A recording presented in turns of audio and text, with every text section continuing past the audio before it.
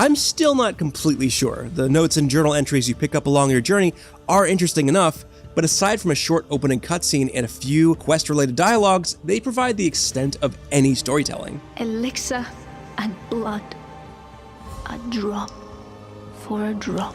Really? You're just dropped at the southernmost tip of this expansive world, and then you blaze off on your own path. The best part of Enshrouded is instead how alluring yet straightforward it is to build stuff like this. Especially given how much real estate your custom bases can take up within this tangled web of RPG crafting and survival systems. Maybe the real main story was the base I built along the way. Once you build a flame altar out of a few common resources, you too can begin quickly plopping down your own structures, your own furnishings, your own crafting stations, and so forth. Even if you don't get fancy, setting up flame altars is necessary to make progress while exploring the map, since aside from a few sparsely located fast travel towers, the only places that you can quickly teleport back to are your custom bases. Enshrouded's most exciting discoveries are usually when you stumble on a piece of lore in a remote location, pointing you to a dungeon with some hidden treasure or a jumping puzzle, or a house or something. That's most often where new block types for your buildings and other crafting materials are stashed away for you to permanently unlock. There's no critical path in the traditional sense, meaning if you want to travel further out, you do need to keep upgrading your flame. That's the force that keeps your avatar alive, even in the lethal and otherworldly shroud that covers vast swaths of the map. Surviving within the shroud is extra challenging since you only get a limited duration to stay alive inside of it. Your timer will only restore itself when you resurface or find hourglass capsules. Take too long and you'll eventually die. You can't fast travel to safety while inside of it either, adding a welcome layer of danger to what might otherwise be straightforward excursions into the wild. Upgrading your flame means the shroud is less capable of killing you, but you'll need to grind quite a bit to get there, and in that aspect, Enshrouded could do with a little more handholding.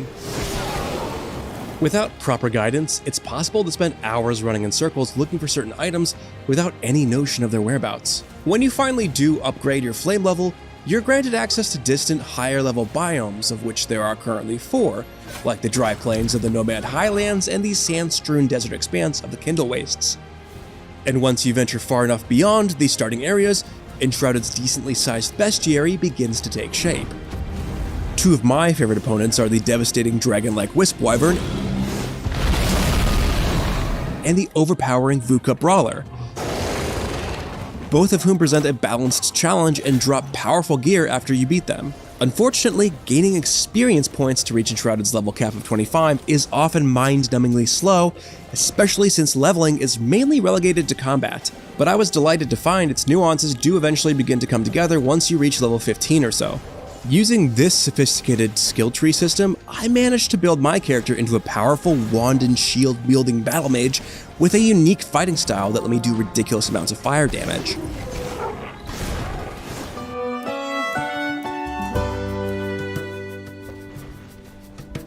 Simply running around Enshrouded's map and finding new stuff is already fun enough to carry it. Biomes are liberally strewn with abandoned villages and forts, map-expanding ancient obelisks, these fast travel towers I mentioned earlier, and so forth. Ironically, these points of interest are at their best when they're treated like high fantasy set dressing to hide loot and fight some monsters in before sending you on your merry way. Conversely, Enshrouded is at its worst when it tries to introduce puzzles of any sort, and a good chunk of its areas are gated by uninspired challenges that just involve flipping some switches to open a nearby door while skirting around basic traps. But at least these lukewarm puzzles are only a minuscule part of Enshrouded's overall experience. Whether you're adventuring or designing your dream base, almost every part of Enshrouded's art style is visually captivating, making it dangerously easy to lose yourself in its homespun fantasy world. Enshrouded is capable of looking like this and still running consistently at its max settings, but that's assuming you're playing it on the right set of hardware. I was doing so on a desktop equipped with a 4070 Ti, a Ryzen 3900X, and 32 gigs of RAM. Meanwhile, my friend, playing on a gaming laptop with only marginally inferior specs, unexpectedly described a much less polished experience, with plenty of immersion-breaking glitches and bugs, so your mileage may vary. It's great that I could build a glider and a grappling hook to move around the open world quicker in the absence of any rideable mounts. but the control scheme feels at odds with itself. For instance, frantically tapping the spacebar to make my sluggish avatar jump faster will often make me unintentionally launch into glider mode and fly off a cliff. Or cause me to accidentally shoot my grappling hook at an off-screen grappling point and then go flying when I just meant to loot something off the ground. It's extra disappointing that I can't just use the grappling hook whenever I want, since it relies on very specific grappling hook anchors. They're sparsely located, and using them costs an exorbitant amount of stamina, which is a real shame when you actually want to swing somewhere. Even after putting resources into upgrading both the grappling hook and the glider to higher tier versions later in the campaign, they still felt stunted by Enshrouded's unfairly limited stamina pool, until you eventually bump up your endurance with food items and stat boosting skills. This web of unlockable skills is so diversely stacked with interesting moves that it sucks I needed to invest my limited skill points into things like double jumping and stamina drain reductions to make Enshrouded's movement feel good at all. That's made exponentially more challenging by Enshrouded's overly aggressive enemy AI, which attacks relentlessly in unpredictably large groups, giving me the impression these encounters are tuned for much snappier controls. It's also a little annoying that every piece of equipment aside from armor has a durability meter, including legendary weapons. It's great you can auto-repair everything in your inventory at a workbench or an anvil, but the former is only available at a custom base, and the latter is often too rare to rely on.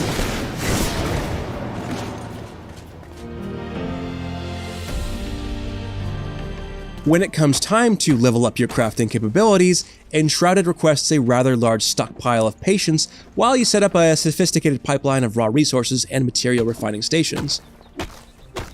For instance, crafting armor requires tons of wood and dirt, which you'll need to burn into charcoal, which is then needed to eventually smelt ore into ingots. But everything has its uses in other parts of this deep crafting ecosystem too.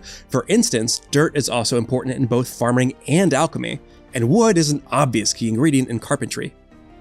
Establishing a steady stream of each of these resources equates to many repeated cycles of looting, mining, cultivating, refining, and eventually crafting. That can get tedious if you try to do everything all at once, but at the same time, it's exciting to lug the next piece of crafting equipment back to your base after a long expedition. Enshrouded will likely be an instant hit for anyone who's ever wanted to build a castle in a fantasy world full of danger. And hey, it makes all that building fun and easy with an intuitive set of tools. But even if you don't care much about crafting, Enshrouded's RPG systems are already solid enough to carry you through its open world for a few dozen hours, even if its vague story and puzzles are forgettable, and its combat and movement systems could use some fine-tuning. Thankfully, there's usually no pressure to do anything but try to unlock the next visually breathtaking area, and that made for a smooth 62-hour journey. For more, check out our reviews of Palworld or Like a Dragon: Infinite Wealth. And for everything else, stick with IGN.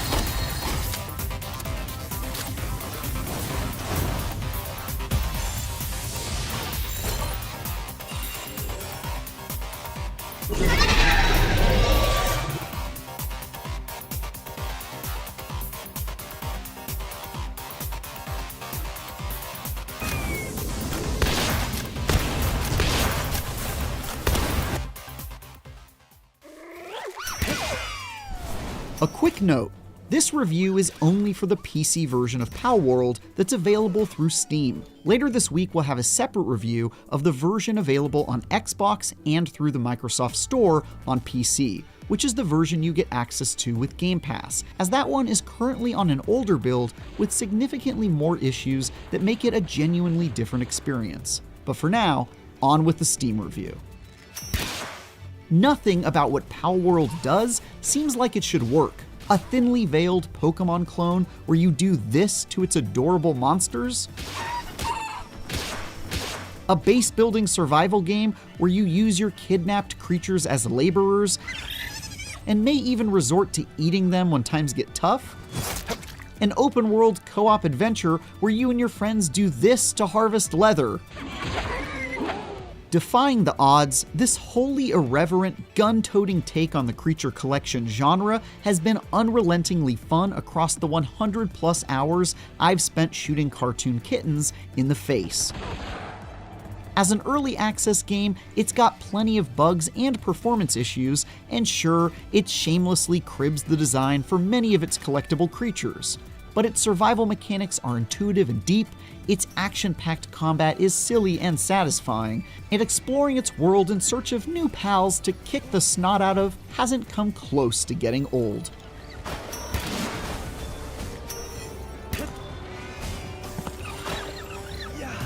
Despite the clear, eyebrow-raising inspiration it takes from a certain creature-collecting powerhouse, Palworld more closely resembles a formulaic survival game like Grounded, with a roster of lovable monsters to capture as a clever twist on that formula.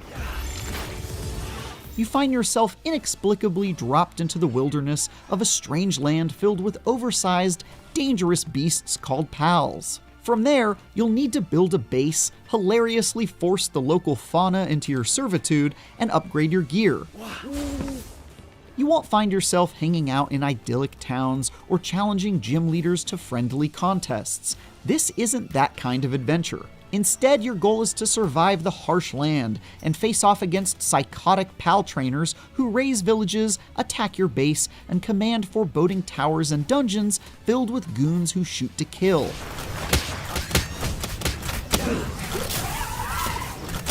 And yeah, tonally, that's an utterly unhinged combination. One moment, I was taking in pastoral views as I explored for new pals. The next, I was firing guns at armed thugs and considering the possibility of butchering a pal who had been mentally broken by the poor working conditions of my sweatshop in order to avoid starvation.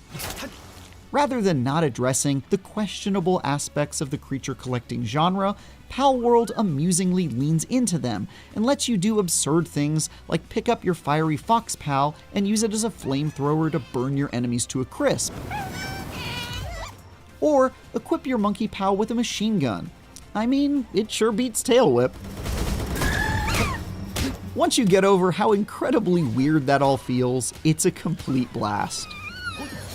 Catching pals out in the open world is a ton of fun, though it's definitely a bit weird to hack a small penguin unconscious with an axe before you can stuff it into a pal sphere.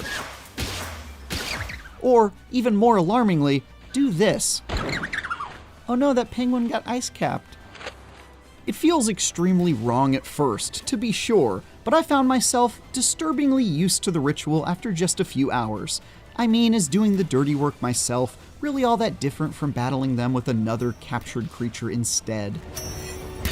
The pals themselves, on the other hand, aren't quite as original as the process of catching them, as I described the majority of them as almost copyright infringement. Seriously, just look at them. Oh, someone's gonna get sued. Someone's gonna get sued. That said, uninspired and derivative as they are, the designs are still mostly pretty neat and have a lot of personality, which makes each one a ton of fun to hunt and do battle against. I'm especially fond of this completely helpless blob. Aw, the poor guy's trying his best. Though capturing, leveling up, and fighting alongside pals is a major and awesome part of the adventure, you'll likely spend much more time hanging out at the various bases you'll build. Just like most other survival games, you'll need to keep a steady stream of crafting materials flowing in, like wood, stone, and food. And the key to automating that process so you don't spend endless hours mind-numbingly chopping down trees and swatting rocks with a pickaxe is by making clever use of the pals themselves. For example, farming could soak up lots of your time as you plant seeds, water your plots, and then harvest the crops. But once you've captured some pals and put them to work at your base, you can have them do it all for you. This pal-based cooperation is not only ridiculously adorable to watch, but gives you even more reasons to catch every creature you find. You might not have much use for the fox-like pal Foxsparks in battle, But if you keep one at your base whenever you fire up the grill to cook or use the furnace to smelt some ingots, your charming fire friend will come running to make the task go by faster.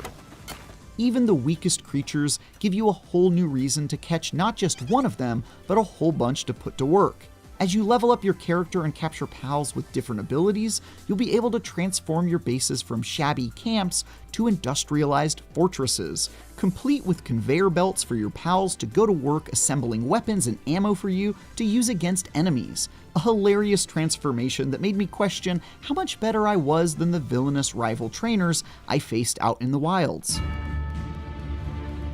Getting away from the base to explore the absolutely enormous map and look for hidden chests and eggs, battle dangerous boss pals, raid dungeons stuffed with loot, or chat with a handful of NPCs and vendors scattered throughout the wilderness is consistently fun. In one area, I got chased by these guys. In another, I found a creepy black market trader who sold rare, probably illicitly obtained pals. And in another, I watched a squad of suicidal toucan pals rush into a camp of poachers and self-detonate. Ouch! Once you unlock the ability to ride pals, especially flying ones, the world really opens up. There's miles and miles to explore, from bamboo forests filled with goofy panda pals to murky swamps overrun with goblin pals. There's even an active volcano to be scaled where all the pals are, predictably, made of fire. Crafting gear and leveling your pal squad to survive increasingly unwelcoming parts of the world is rewarding, not just because of all the interesting new pals to find and capture, but because certain biomes will give you access to materials you'll need to bring your base and equipment to the next level. Even cooler, there are always at least a few massive spires rising in the distance, serving as a reference for your ultimate goal, to reach them all and challenge the lethal bosses lurking within. Like most survival games, everything Palworld offers immediately becomes more fun when joined by friends in multiplayer. Up to 32 people can be in a single server on the Steam version, though that number is currently capped to a paltry 4 on Xbox and through the Microsoft Store. Running wild throughout the open world, taking down powerful bosses together, and managing a collective base all work without hassle. And co-op also alleviates some of the stress of having to grind for resources all the time, if those friends are willing to chip in and not steal all your stuff, that is. It probably goes without saying for an early access game, but be warned that you are bound to encounter technical issues and bugs on occasion. These issues I've seen are fortunately mostly minor so far, but I have been hit with rough frame rates and stuttering, hard crashes, and multiplayer disconnects, though none of that was so commonplace or game-breaking that it ever significantly got in the way of good times. There's a lot more that Palworld could benefit from, like a fleshed-out story, more NPCs, or adding evolutions for the pals to avoid so many of them becoming irrelevant at higher levels. But I'm surprised by how polished the whole package already feels at this early stage. Even in its early access state, Palworld is amusingly irreverent, has a surprising amount of content and deep survival mechanics, and is absurdly difficult to put down. It's impossible to overlook just how shamelessly it takes ideas and designs from Pokémon, and it's got some unsurprising bugs and performance issues. But when you're riding on the back of a flying dragon while shooting a blue duck with an assault rifle, most of those blemishes wash away entirely.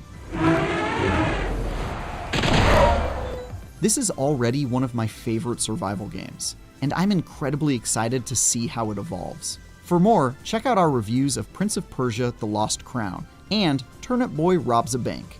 And for everything else, stick with IGN.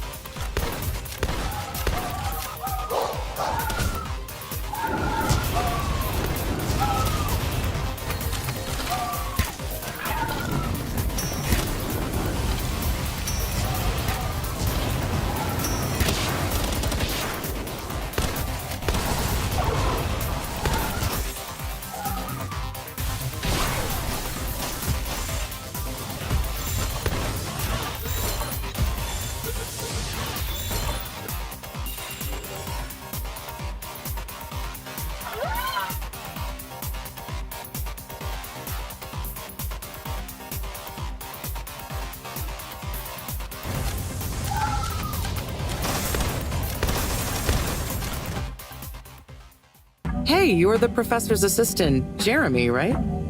Yes, but no. I'm Harold Halibut. Almost all video games are painstakingly made by human hands, but Harold Halibut takes that idea so literally that you can almost spot the fingerprints of its creators on screen. This colourful, story-driven adventure features meticulously hand-sculpted characters that have been seated in detailed miniature sets, digitally scanned, and brilliantly brought to life in a 12-hour interactive stop-motion movie that we get to star in. Yet, like the oceanic world in which it takes place, Harold Halibut is deeper than it first appears. I came for the unconventional art style, but I stayed for the cast of quirky characters and a playful mystery to unravel that features plenty of warmth and humour beneath its striking stop-motion surface.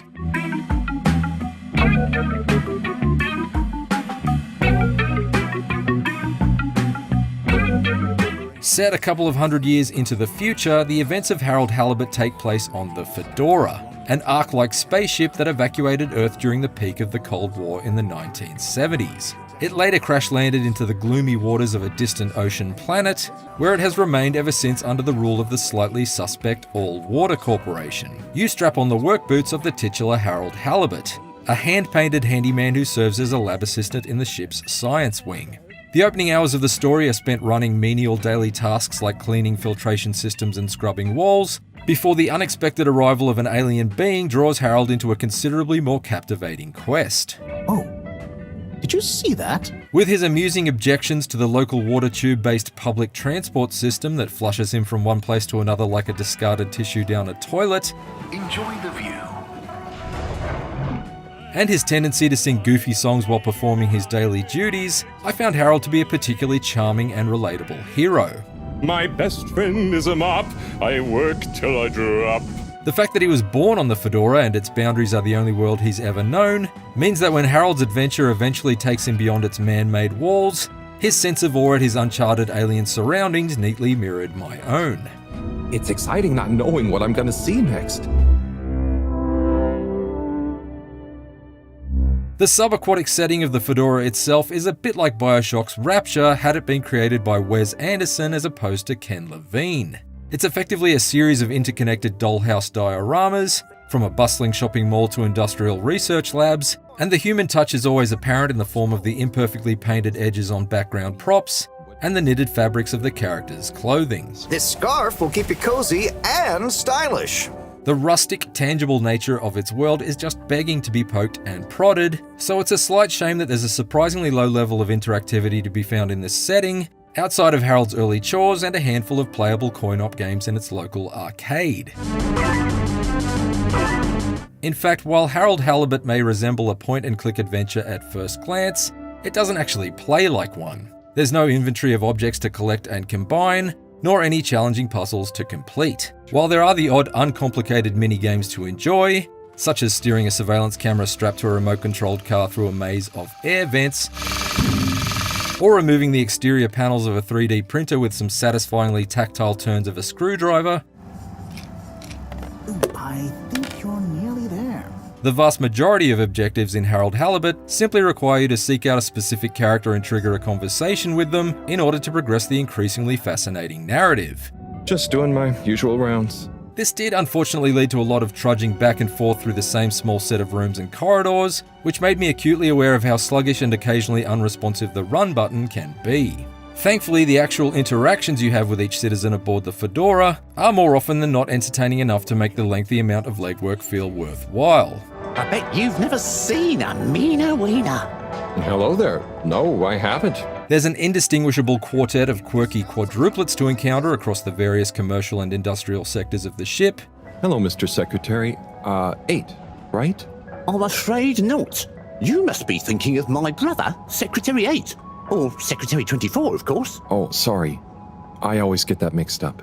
As well as a friendly Fabio-styled muscle man to watch strange soap operas with on Harold's break room television. I thought season 18 was bad. Well, with all the drama around Emery's cousin and whatnot. It's worth powering through to season 36, though. That's where the plot really thickens. My favourite, though, is Slippy, the proprietor of the local skiing supply store, who's quick with a pun and eager to wow Harold with his latest hilariously ill-conceived infomercial. Well, what did you think? There were lots of things. And, Great! So glad you agree. Harold Halibut might be set thousands of leagues under the sea, but its humour stays dry throughout. hey there. The name is Eve, not there. Oh, And I returned to speak with the locals even when the story didn't demand it, so that I didn't miss out on any of its many funny and often sentimental conversations. Harold! Well, hello, it's been a while. Professor, Sai, Oh, hey, Harold. What's got you more jumpy than a caffeinated frog, wait till you see this. There's a lot more to it beyond idle chit-chat, of course, and an unlikely series of events drags Harold to all four corners of the Fedora, and eventually beyond it into the dazzling dayglow underwater depths of an undiscovered peace-loving alien colony. Here, Harold Halibut becomes an entertaining fish-out-of-water story, despite somewhat ironically being about a human deep underwater who happens to be named after a fish. I offer you human greetings. Harold Halibut's journey is heartwarmingly wholesome throughout, full of intrigue and a sense of adventure but never mean-spirited, and the illusion of its spellbinding stop-motion style is only occasionally shattered when characters clip through parts of their surroundings. Given how enchanting Harold Halibut's homespun world is then, it's a slight disappointment that there are no extras to unlock upon completing its campaign. There are admittedly a couple of short making-of clips to be found online, but I would have loved to have gotten a better look into the development process in the form of concept art or behind-the-scenes videos of the creation of the character puppets and sets. Unfortunately, developer Slowbros hasn't shared any insight into Harold Halibut's production here, which certainly doesn't take anything away from the overall experience, but it does seem like a bit of a missed opportunity to put a spotlight on its remarkably inventive design. It may take place at the bottom of the ocean on a distant alien planet, but Harold Halibut's story is an entirely human one, both in terms of its carefully handmade environments and its strong emphasis on empathy towards its eccentric cast of characters. While I wish there was a little more interactivity to be found throughout its subaquatic setting, and Harold's shuffling run could have been boosted to a sprint to reduce the time spent repeatedly schlepping from one end of its levels to the other, I nonetheless remained captivated by his whimsical quest to unite his community and explore the spectacular surroundings of his sunken home. Consistently funny and full of surprises, Harold Halibut is a wholesome, handcrafted adventure with plenty of heart. Great! Everyone say ciao to Mr. Halibut. For more IGN reviews, check out our verdicts on Botany Manor and Children of the Sun, and for everything else, stick with IGN.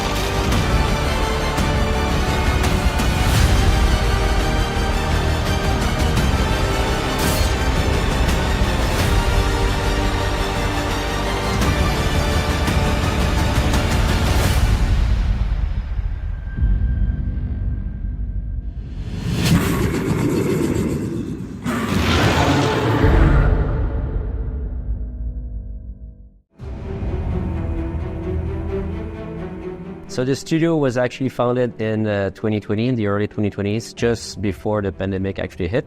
All of us were actually from, AAA studios. We had the chance to work on some amazing franchises in the past, but we had a chance to meet and talk about what we wanted to build for a new company. So we've decided to launch this studio in actually February 2020.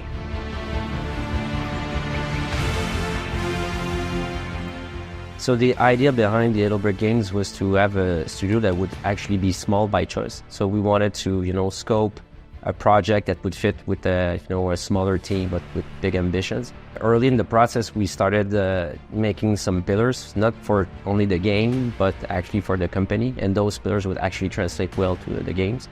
The first one was emergent gameplay. That allows us as a small team to actually build interesting systems so player can actually interact with those systems and we'll have more playtime. Another pillar that we had was making sure we built a world that was kind of worth watching. We really wanted to make sure, and tied to that pillar was also kind of wonder and intrigue.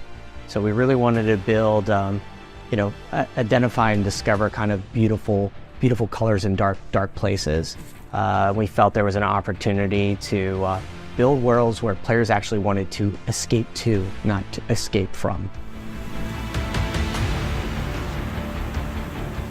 I would say for us, one of the things that really drove us to build our first game, Eternal Strength, here at Yellowbrick Games, was this passion to build fantastic worlds.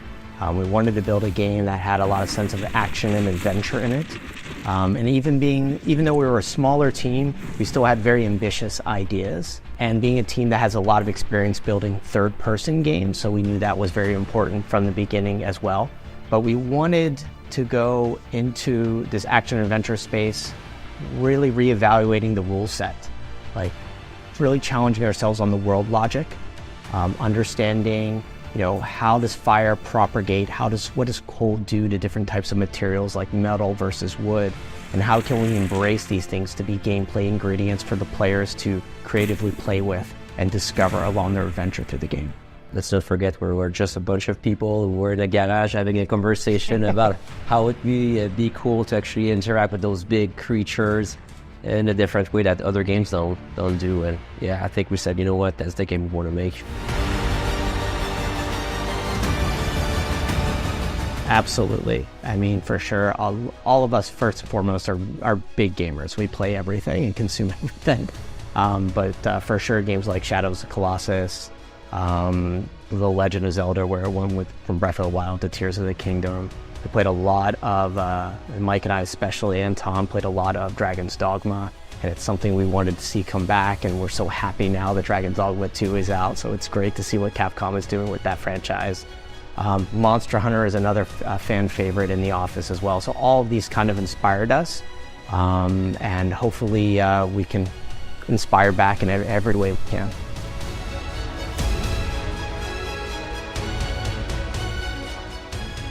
So the little girl in the logo, her name is Dorothy. She is actually my daughter, who sadly passed away from cancer a couple of years ago.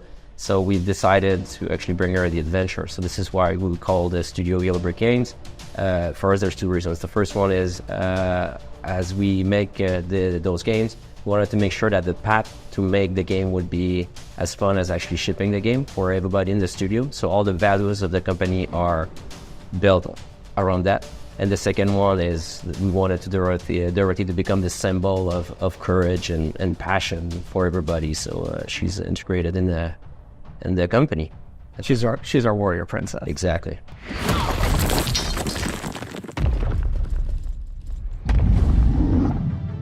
I've been in games for almost 10 years now. I started out in QA, working in Montreal, doing all kinds of different little projects. Then I transitioned to being a writer at Ubisoft Quebec for about 5 years. I worked on titles like Assassin's Creed Odyssey, Immortals Phoenix Rising, and a ton of DLCs for the Assassin's Creed brand, which was super fun. My background specifically is, a BioWare guy is probably a good way to look at it. I was pressed for a while, but I started with Jade Empire and was the lead writer on that project back 2003 to 2006. Worked on Mass Effect 1 for a while. I wrote a huge swath of the Citadel that eventually got cut, so no one ever saw it or learned the great history of the Haggis that was on sale there. But from that, I moved on to the Dragon Ages and ended up basically lead design and creative director for Dragon Age Inquisition, Origins, Dragon Age 2, and all the DLC up until whatever Dreadwolf turns out to be, which I'm excited because I won't be spoiled. I ultimately wanted to join an independent studio because I was really interested in what small teams can accomplish, the agility that kind of comes with that, as well as like just the different sort of constraints that come with indie development, I think are super interesting and can breed a lot of unique games. So that's why I decided to join Yellow Brick Games.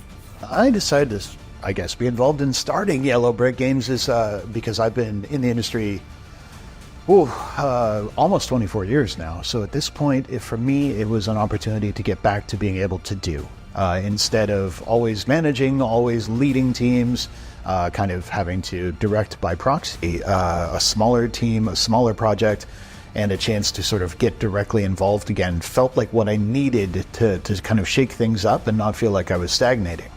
The other big draw for me with the smaller team is I see it as a real chance to work on, I guess, the best habits of leadership, the ways that you can give direction, be transparent, share with people where things are going, and more importantly, why they are going there, the purpose behind the decisions being made. And I wanted to step out of the context I was comfortable with, where there was sort of this, I guess, known history, this is just how we do things, but instead to create a new context in which it was going to be required to explain the why now. And to me, a new studio was the right place to practice those skills, to try and build something that I hope will be very healthy.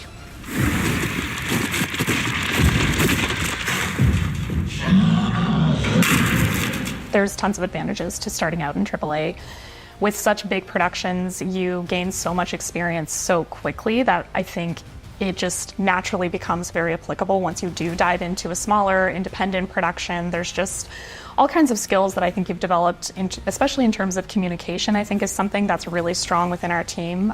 Departments communicate with one another really well, and I think avoid silos happening between like art and programming and stuff like that. I think we're all very like interconnected, and that communication experience comes from having to communicate with an even larger number of people a lot of the time. So it becomes really easy and, a lot simpler to keep the vision clear across a smaller group of people.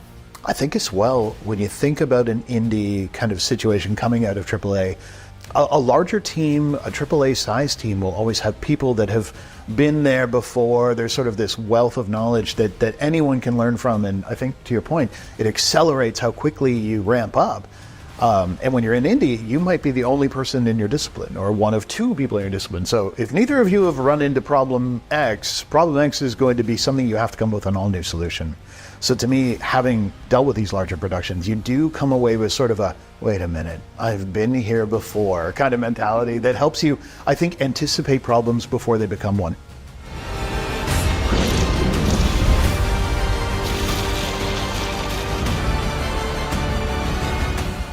Brynn is really this super cool, badass treasure hunter, essentially. She takes on the role of Point within her cast of kind of traveling companions. So basically that means she's the one that's in charge of like diving headfirst into danger, jumping into like bottomless pits, checking out what's going on down there, and coming back with like lost artifacts and treasure and just like really valuable objects. So in a lot of ways, I think she's very defined by her physicality. She's like a total adrenaline junkie. I know a lot of games, maybe their protagonist is a bit more of like a blank slate, but I think when it comes to Brynn, she's a more defined character with a prescribed personality that the player is going to get to know and watch develop as they play through the story. When it comes to her psychology, and like, I think, you know, the part that I love the most about her is just that I think she really embodies this idea that it's cool to care, it's cool to be like just unabashedly into whatever it is you're into.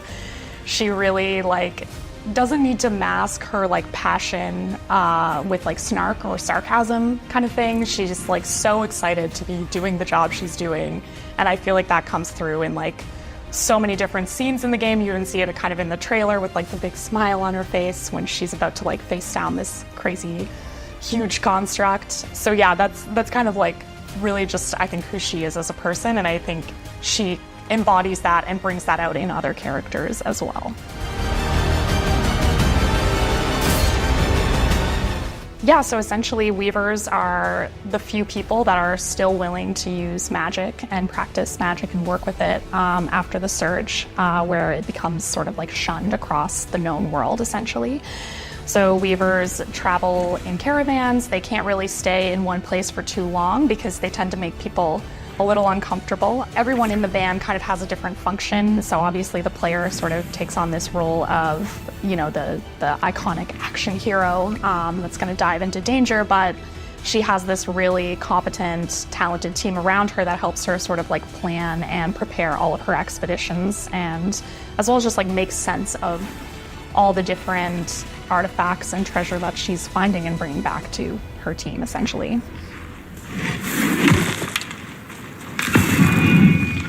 I have a long history of working at BioWare, and that sort of leaves an imprint on you, but I like the idea of characters. And I think for me, one of my core philosophies in game design is that people care about characters first, and then by extension care about the larger world that those characters care about.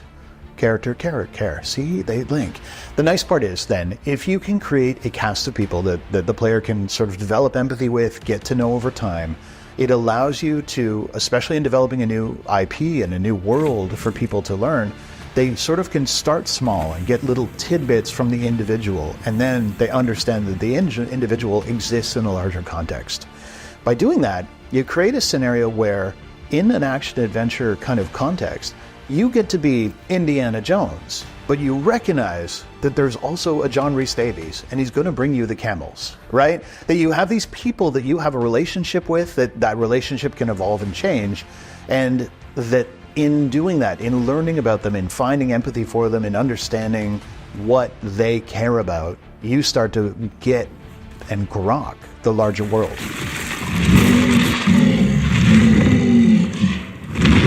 In Bryn's Weaver band, she's relatively new to the group, but the rest of the characters that you sort of encounter at the very start of the game that you find yourself traveling with have been together for quite some time, varying lengths of time depending on which character, but you've got your enchanter who's kind of in charge of helping you with your mantle and your powers and things like that. And he's very extra. He's very extra. Fabulous. He is. He's a great guy. You've got his wife, who's the band Smith. She's very grounded. She's very grounded. Yeah, she's to the point. Yeah, she's the stable one. He's the dreamer. Yeah, yes. That's exactly it. You've got the lore keeper, who is also your alchemist, so handling kind of like the consumable potions and things like that are on your belt. And then you've got the smith's apprentice, who's also fairly new to the band and probably still finding his place within the group a little bit. And then lastly, you've got your mentor, who at the start of the game essentially is the leader and the point of the band. I was made for this, Aurea. Failure hasn't even crossed my mind. Watch that ego. Overconfidence can come back to smack you in the face. The enemies in our game kind of do fall into a little bit different factions. They're ultimately all trying to kill you. So they share that as a goal. But when it comes to the creatures that you see that are more like wild, like akalas, which are like these hyena type things, those are just kind of wild animals that you're going to find more maybe in the outskirts of the Enclave and stuff like that. So they're great to hunt when it comes to like getting more materials and resources for your gear. We don't have an Akala available as a pet, but what we do have is known for years as the Beast of Burden, and eventually named Arva. And Arva does hang out at camp after bringing the caravan and everything in, and can be pet. Yes. So that there was an unplanned feature until I believe it was our VFX artist who went, nope, that's happening, and it just went in one day, and nobody is there to question her about that suit. You can absolutely pet Arva in Eternal Strands. But when it comes to the arcs, which are like these constructs, as we've said, I think what's fun about writing around like these particular constructs is that like on the one hand they're enemies, but they're also sort of like remnants of this lost culture of the Enclave that Bryn and her team want to sort of like pull apart so they can try to figure out how to maybe put them back together, sort of thing. So it's like this lost kind of technology that they're just basically trying to make sense of and trying to use as a means to figure out not only like how did the Enclave have all this wild like enchanting prowess, so to speak, but also like what has happened to them since the surge, essentially. I think it's a big question that comes up as you're fighting them.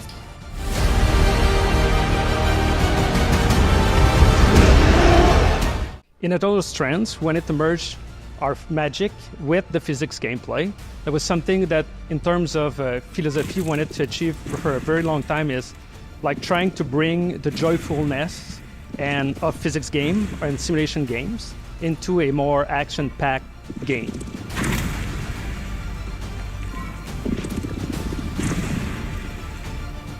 To achieve that, every object in the game have a temperature, and we also split the air inside small blocks of air. So everything inside the game have a temperature, and we have heat that can propagate from one object to the air environment. We have the opposite. Cold can also propagate and cool down objects and cool down the air. So in our game, an object can burst into flames simply because the air around it is hot, or something can have its combustion extinguished simply because it's surrounded by cold air. So for the same reason, we have objects that fall into water can heat the water and produce vapor and have smoke effect and stuff like that. So it's all of our environment is simulating temperature, so we can have cold propagation, heat propagation that can start fire and can be extinguished by other effects. So if I can give an example, fire breath of a dragon will actually heat the environment and start fire, and that fire will also heat the environment and have fire propagation. So if, by example, you're having like the fire drake that will blast fire into your face, you can cast a wall of ice and reflect that fire to heat back on other NPCs around the heat, which is pretty fun. But with these spells also, you can lift stuff with physical force, like there's the TK. That's pretty fun to play around. And I think we haven't spoke about yet is synergy. So you can mix and match your spells. If you're, by example, creating a bubble of force, you can cast fire into it and create a ball of fire. And typical games, when you put fire or you play with cold, it's living in a bubble around the player. In our case, the way it's built, it's throughout the whole gameplay area, the whole square kilometer of terrain. So if you're in a situation where you can put enough heat environment, then the whole map can be on fire. And we don't restrain the player with that. There was a lot of thought and a lot of optimization to make that work. But it's the whole level can be on fire, the whole level can be frozen. Half the map can be on fire and the rest of the map can be freezing cold too. All of that combines and work, and we're never limiting the player on what kind of impact it can have on the world.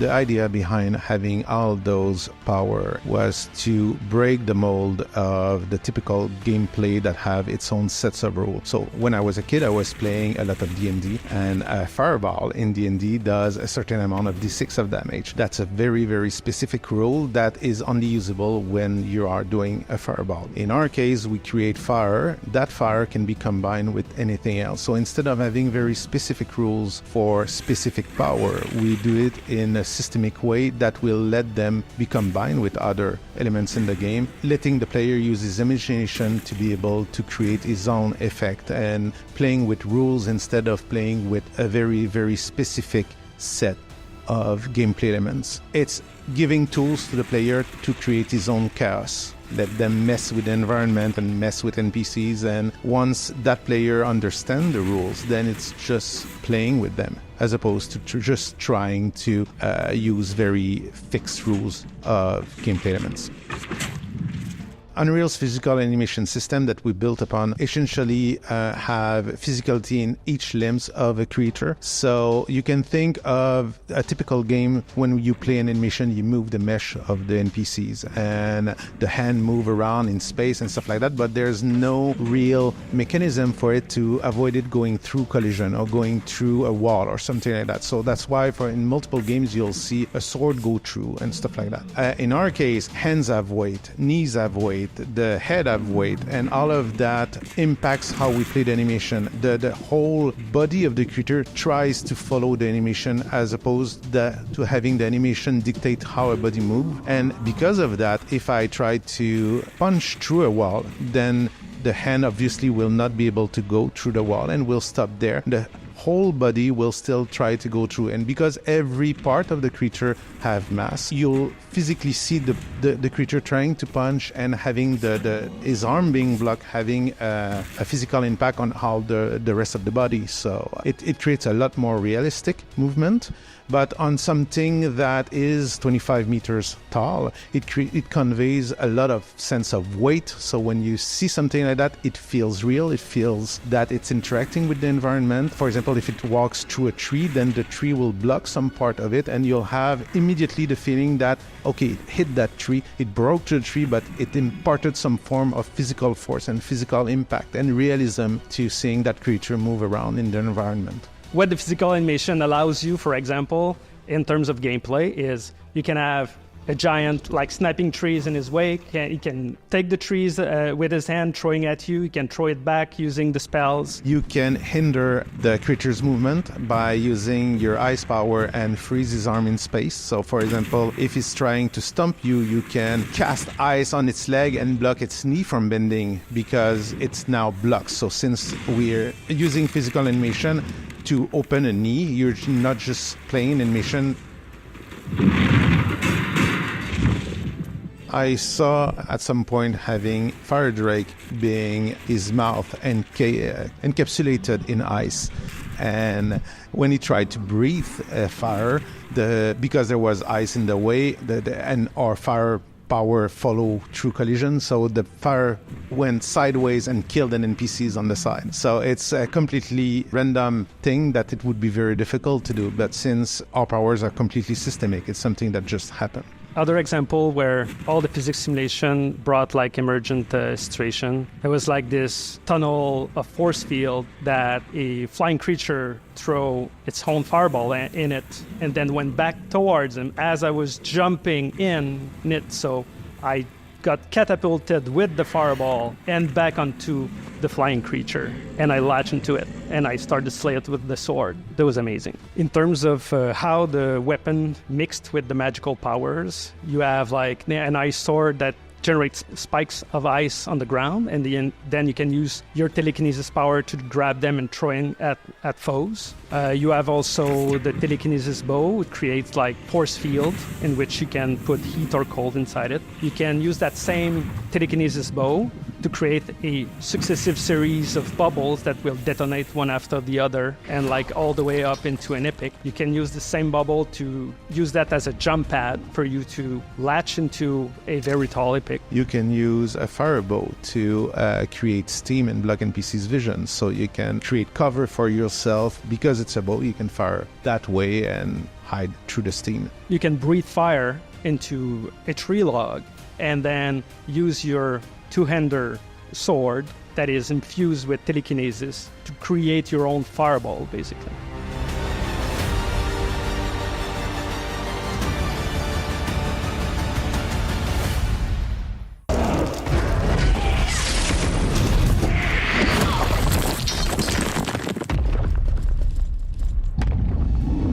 In Eternal Strands, a major part of your adventure will be doing battle with the 9 massive bosses that wander freely throughout parts of the world.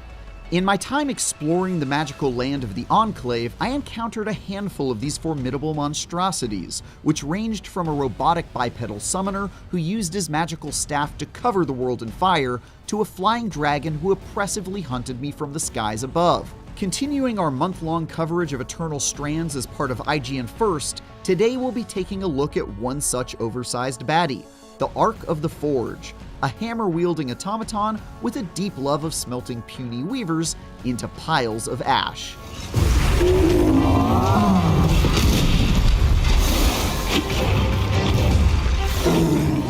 So in Eternal Strands, we have this massive 25-meter high creatures that we call epics. They roam around the world, and then it's for the players to engage with them or not, but they are at the source of every power, magical power you're going to get in the game. So today we're unveiling the Ark of the Forge, a huge towering construct of about 23 to 25 meters. It was built by the Enclave to be able to craft very huge structures easily. He is a blacksmith at heart, that's why he has a giant flaming hammer. It's to be able to help that society to evolve the way it did in the past. You can find it like the 2/3 mark in the game, deep inside the forge of, like in the underground of the Enclave society.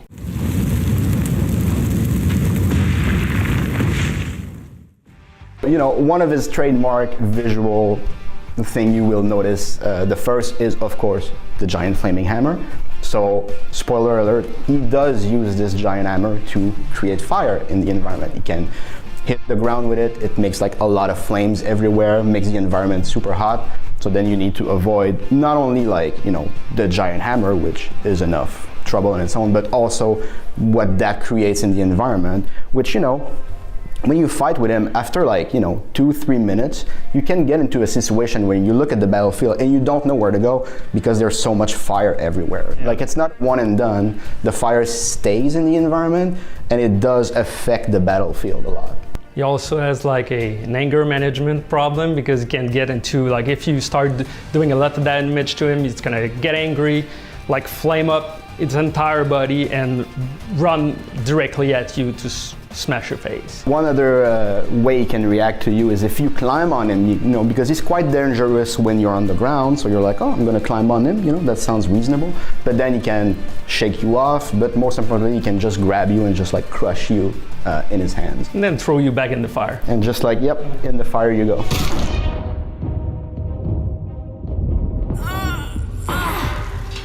The location at which you fight the Ark of the Forge is also important because they're going to be roaming around all the maps that we have in the game. So some maps are going to be way more difficult for you to defeat. So inside a forest, you can imagine that everything's going to become like a blaze.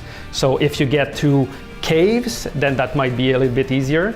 The weather also in Enclave is kind of all chaotic, so sometimes you have big shift of weather. So if you can manage to fight or encounter the Ark of the Forge when there's a big flash freeze with full of snow, you might have a better chance to defeat it. So as Fred mentioned, it's really good for you as a player to engage with the Ark of the Forge during a flash freeze because everything is cold, so it lessens its power. However, we also have droughts in the game, which has the opposite effect where everything becomes hotter. So the air in the level will actually get to a higher temperature easier, which that is not to your advantage. So maybe if you're not geared for the fight and you're in a drought and you see a fire creature in the level, maybe you should reconsider. So the Ark of the Forge, as you can guess, is a fire-based creature. So once you defeat him, you will be able to get a firepower thread, which you will be able to use in your own toolkit. And we try to keep like a link between what the player gets and what the epic uses, so you'll be able to understand what you just gained from it.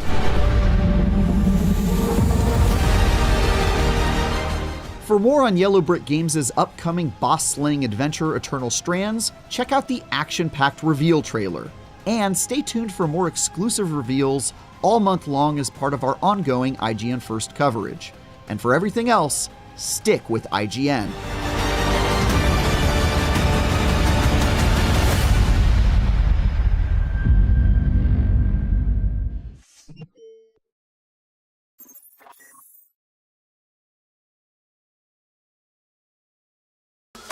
ID at Xbox is finally here. IGN and Xbox teamed up to bring you an exclusive look at some of the most exciting upcoming indie games in a showcase jam-packed with new trailers, never-before-seen gameplay, and more.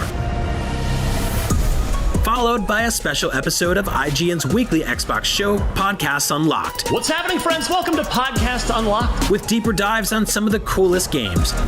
And you won't have to miss a second of it because the 2024 ID at Xbox Showcase kicks off right this second.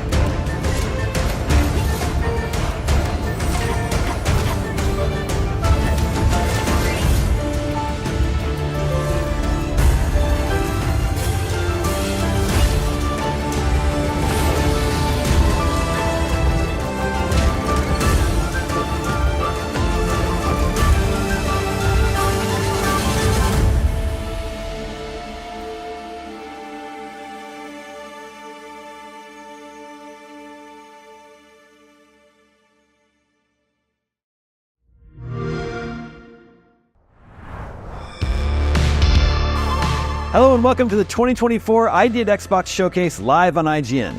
We just kicked things off with a brand new look at Aster Blade of the Monolith. It's just the first of many awesome games we'll be checking out today. We're going to be showing off a ton of great indies that will be making their way to Xbox and PC in the near future. We'll be revealing some never-before-seen games, plus taking closer looks at some of the most anticipated upcoming releases, and doing a few live Let's Plays so you can see these games in action.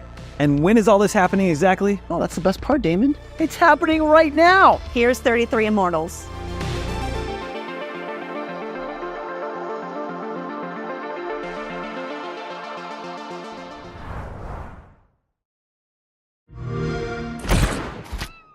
"33 Immortals is a 33-player co-op action roguelike game, where you pick up your controller and go on epic raids in increasingly difficult regions. Your goal is to fight and survive together with as many players as possible in each region. There are plenty of ways to cooperate. Stick together, heal each other, fight together,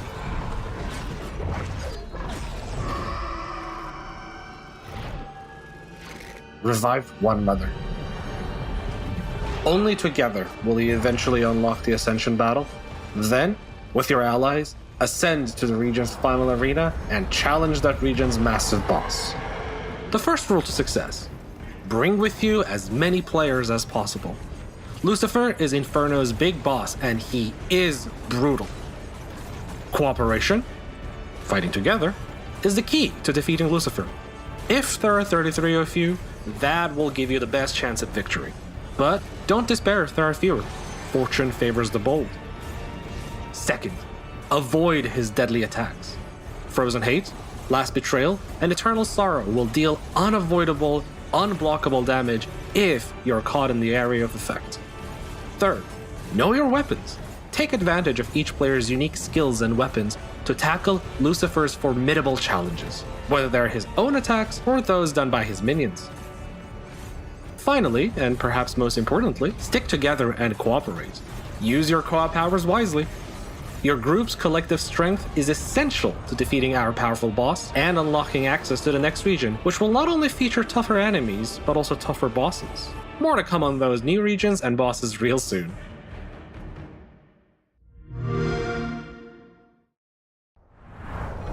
That was 33 Immortals, an action roguelite that lets you squad up with 32 friends. Finally, a co-op game for popular people like me that have exactly 32 friends. It's weird that you counted, but I'm happy for you, I guess. It sounds like I'm about to have 31 friends, Kim. Hey guys, come on, we're all pals here, and you know where else you'll find some pals?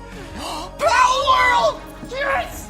Well, yeah, so much for the surprise. Anyway, here's what's next for Pal World.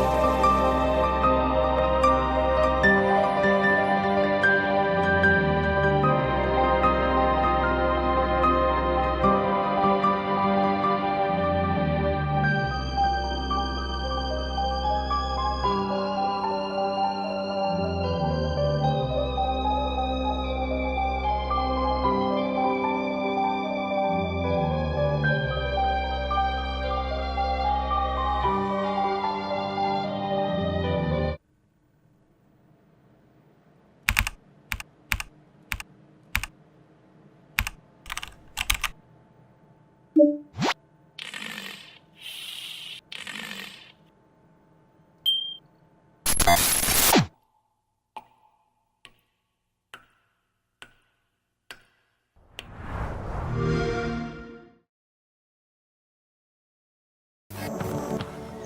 little bird.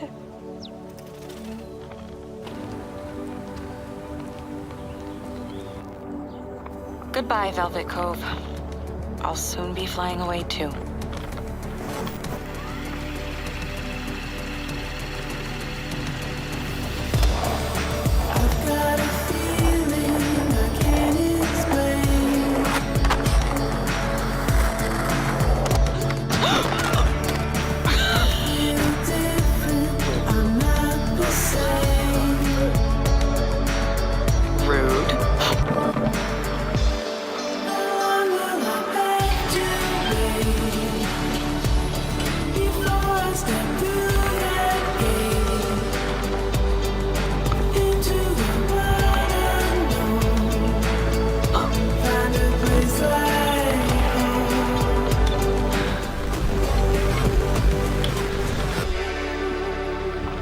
This is Swan Holloway. And if you find this video, it's because I'm dead.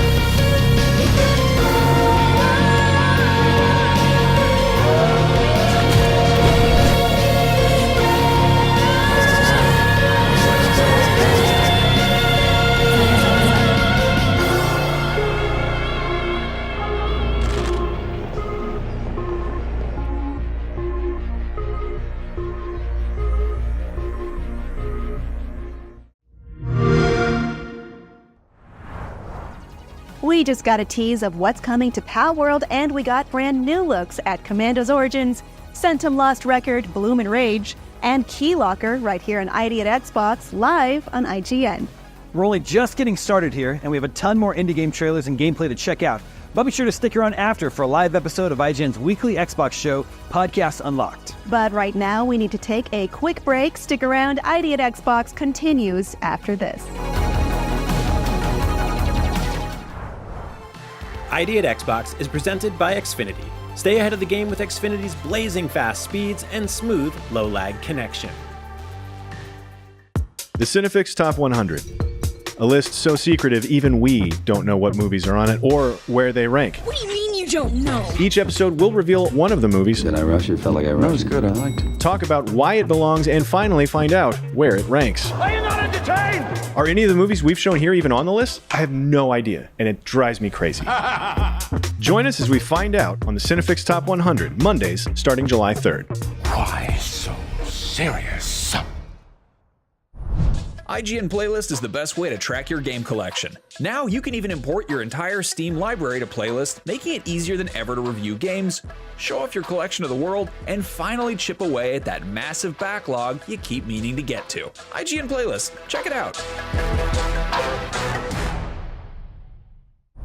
Behind every game, movie, and TV show you love is a wild, crazy, and sometimes unbelievable story. No one is just black and white. From revealing the secrets behind your favorite franchises to solving a legendary video game mystery, I'm coming for you. IGN Inside Stories gives you a peek behind the curtain. If people come to the game now and see what's going on there, I think they'll be surprised.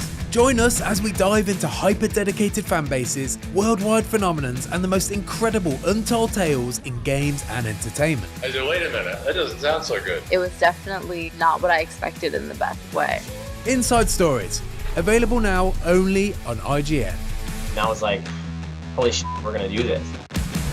Want the ultimate IGN experience? Check out IGN Plus. Members get exclusive deals and giveaways, ad-free browsing, unlimited tracking on IGN Maps, discounts at the IGN store and with IGN partners, and best of all, free games.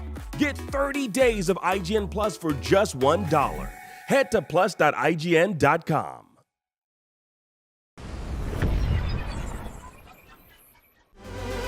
Hey, do you like arcade kart racers but wish there were more karts on the track? Like, I don't know, say 60 of them? Well, coming up, there's a game just for you. Do you like Jackbox party games but wish that they made one that was only for adults and no kids allowed? Well, coming up, there's a game just for you. Do you like dancing, but you're also a violent person? Well, coming up, there's a game just for you. And do you like exciting world premieres that you've never seen before until now? Well, coming up, yes, there's a game just for you. If you answered yes to any or all of those questions, coming up, there's a bunch of games just for you.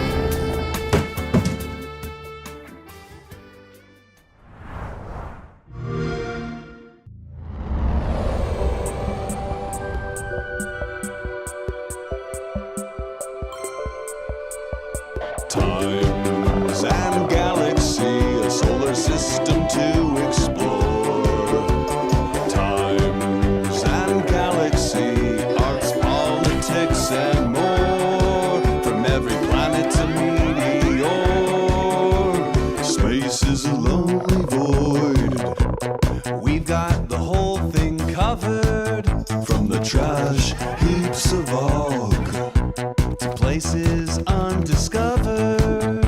Meet Gravity and Copybot, let Arwen be your guide. Yara Scoop and Billy Scoop, so please won't you subscribe? 2 times and Galaxy, scan your logs for the best quotes. Times and Galaxy, hope you're good at taking notes. Now get your assignment and let's go.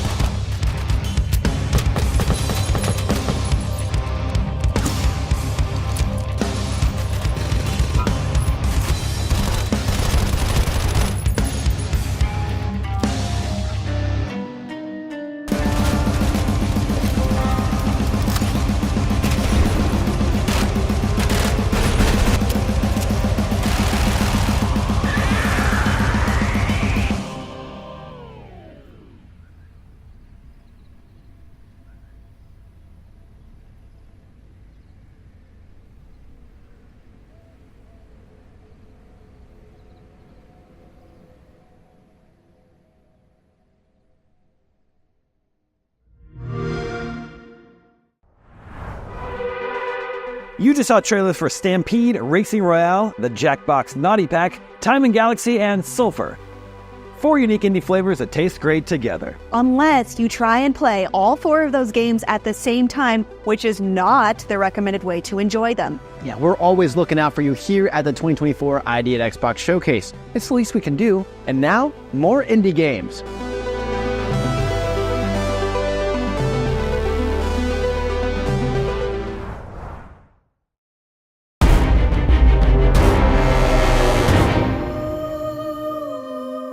Hi, this is Peter, the head of production at Massive Damage, and I'm going to show you a little bit of our upcoming game, Farah, The Sundered Tribes. If you haven't seen Farah before, it's a combination of co-op monster hunting, open-world survival craft, and a tribal colony sim with a heavy focus on aerial mechanics. This is my village here. This is where I manage my tribe and where they craft all the equipment and potions and weapons and food, all the stuff that we need to survive in Farah. We're out of harm's way here. We live on a magical floating island. It's surrounded by friendly sky whales, but when I go to the underland below, that's when things get a little bit more interesting. The world of Farah is designed to be kind of a jungle gym for aerial mechanics. You can chain together moves of gliding and tethering to achieve really fast speeds, and it's a lot of fun to see your friends zipping around you, soaring in the air like your fighter jets. But right now we're on a mission to track down a Groktuks egg, which we've located here. This is going to involve us fighting a large Groktuk, so you can see a little bit of how combat works. Our combat design also retains that aerial focus, so in addition to physical attacks, our monsters also attack you with elemental bullet hell style barrages, which sort of test your mastery of Farah's aerial mechanics. In addition, you can also cling to the monsters and attack their different body parts, and even saw off craftable trophies mid-combat. But as I mentioned, today I am on a hunt for a Groktox egg, so while my friends have him distracted, I'm gonna go find it. When the time is right, I'll be able to hatch the egg, and I'll gain a new addition to my beast menagerie, who I can then bring into the Underland to help me out in all sorts of ways. So that's a little snippet of what makes up our game. If you like what you see and you want to find out more, give us a wish list and follow us at playfera.com.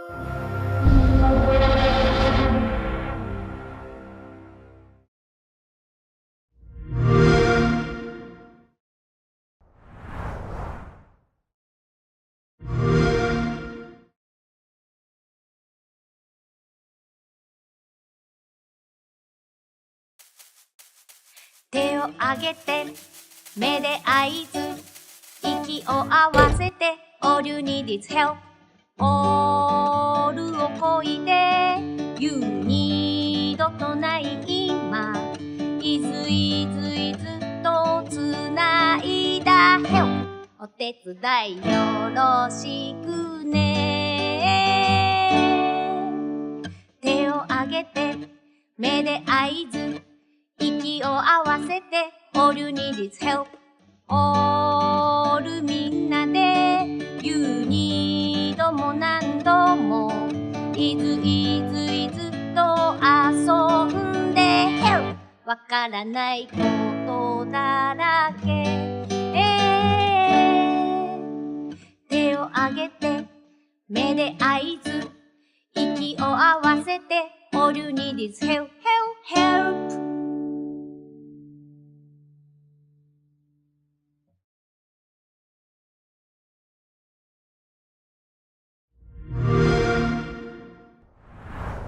We still have a ton more surprises up ahead right here on ID at Xbox and IGN.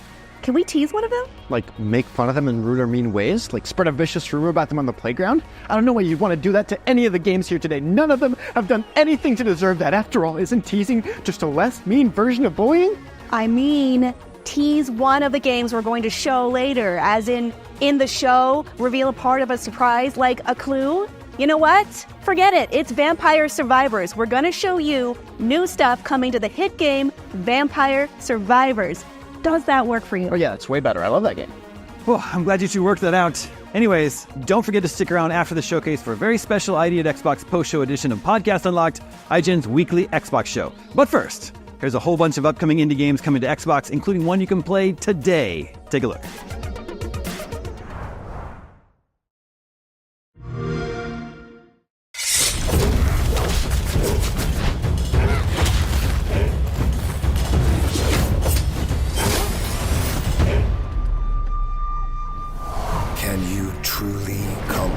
Darkness. If it returns, night after night, the formidable Wardens of the North, hailed vanquishers of the Dark Wings, feared not.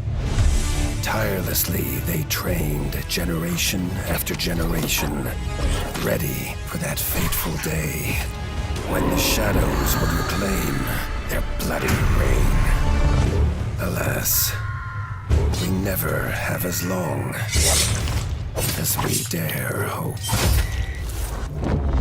As Arlo, son of Eivor, prepare to embark on an epic quest across the vast realms of the Northern Wastes to purge your lands of the darkness once and for all.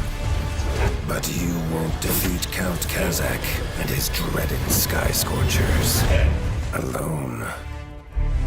Unite the disparate clans of the realm, rebuild Winter's Edge to an all-new glory, and forge the very weapons of legend. Though remember, the stronger the light, the darker the shadow.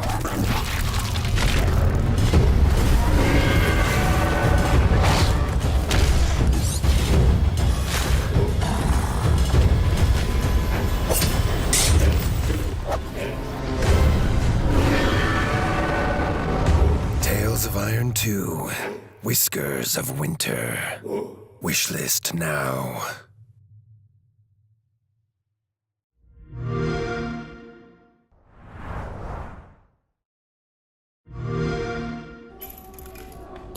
So you want to hear about Hangry? Sure. Well, he's a hunter, a loner, probably out there in the marshes right now trying to work off his debt to Chef Gutra. His appetite gets him in places you don't want to be. And those toes might be biting off more than they could chew. Hangry's gotta hunt vicious beasts on dangerous worlds, keep his cravings under control, and get the cargo back here to Gutra's Diner, a new spot in our shiny Zeta City. When you are in here, keep a sharp eye on the goons hanging around. They got ways of dealing with troublemakers. So, watch what you eat, if you know what I mean.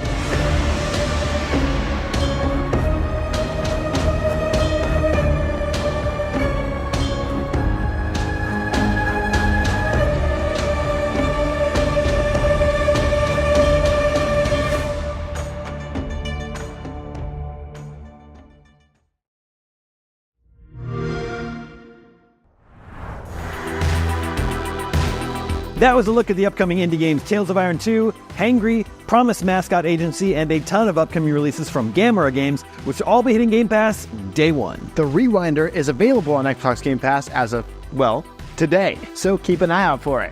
And coming up, a closer look at something Xbox is partnering with called the Ayayay Initiative. Yeah, I'm pretty sure it's pronounced Triple I. You know, like AAA, but with I for indie. Are you sure? That doesn't really roll off the tongue like Ayayay. Well, here's an informative video to hopefully set the record straight.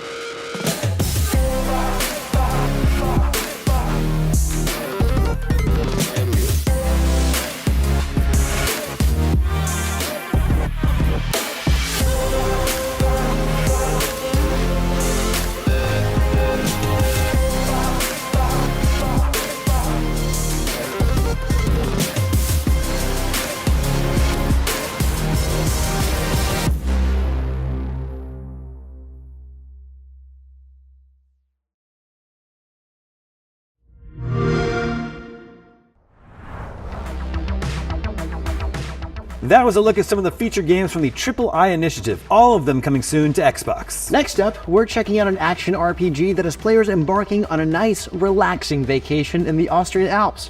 My lovely vacations don't usually involve dungeons, personally, but who am I to judge? Let's do some sightseeing in Dungeons of Hinterberg.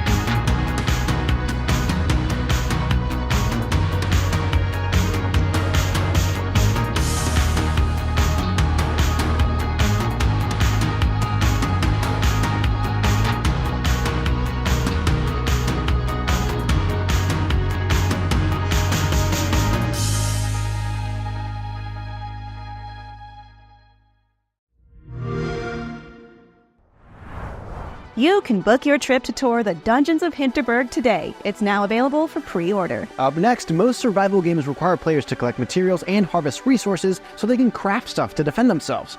This next one, not so much. In fact, you don't even have to push any buttons. Here's what's coming next to the horrifyingly addictive indie smash hit Vampire Survivors. Check it out.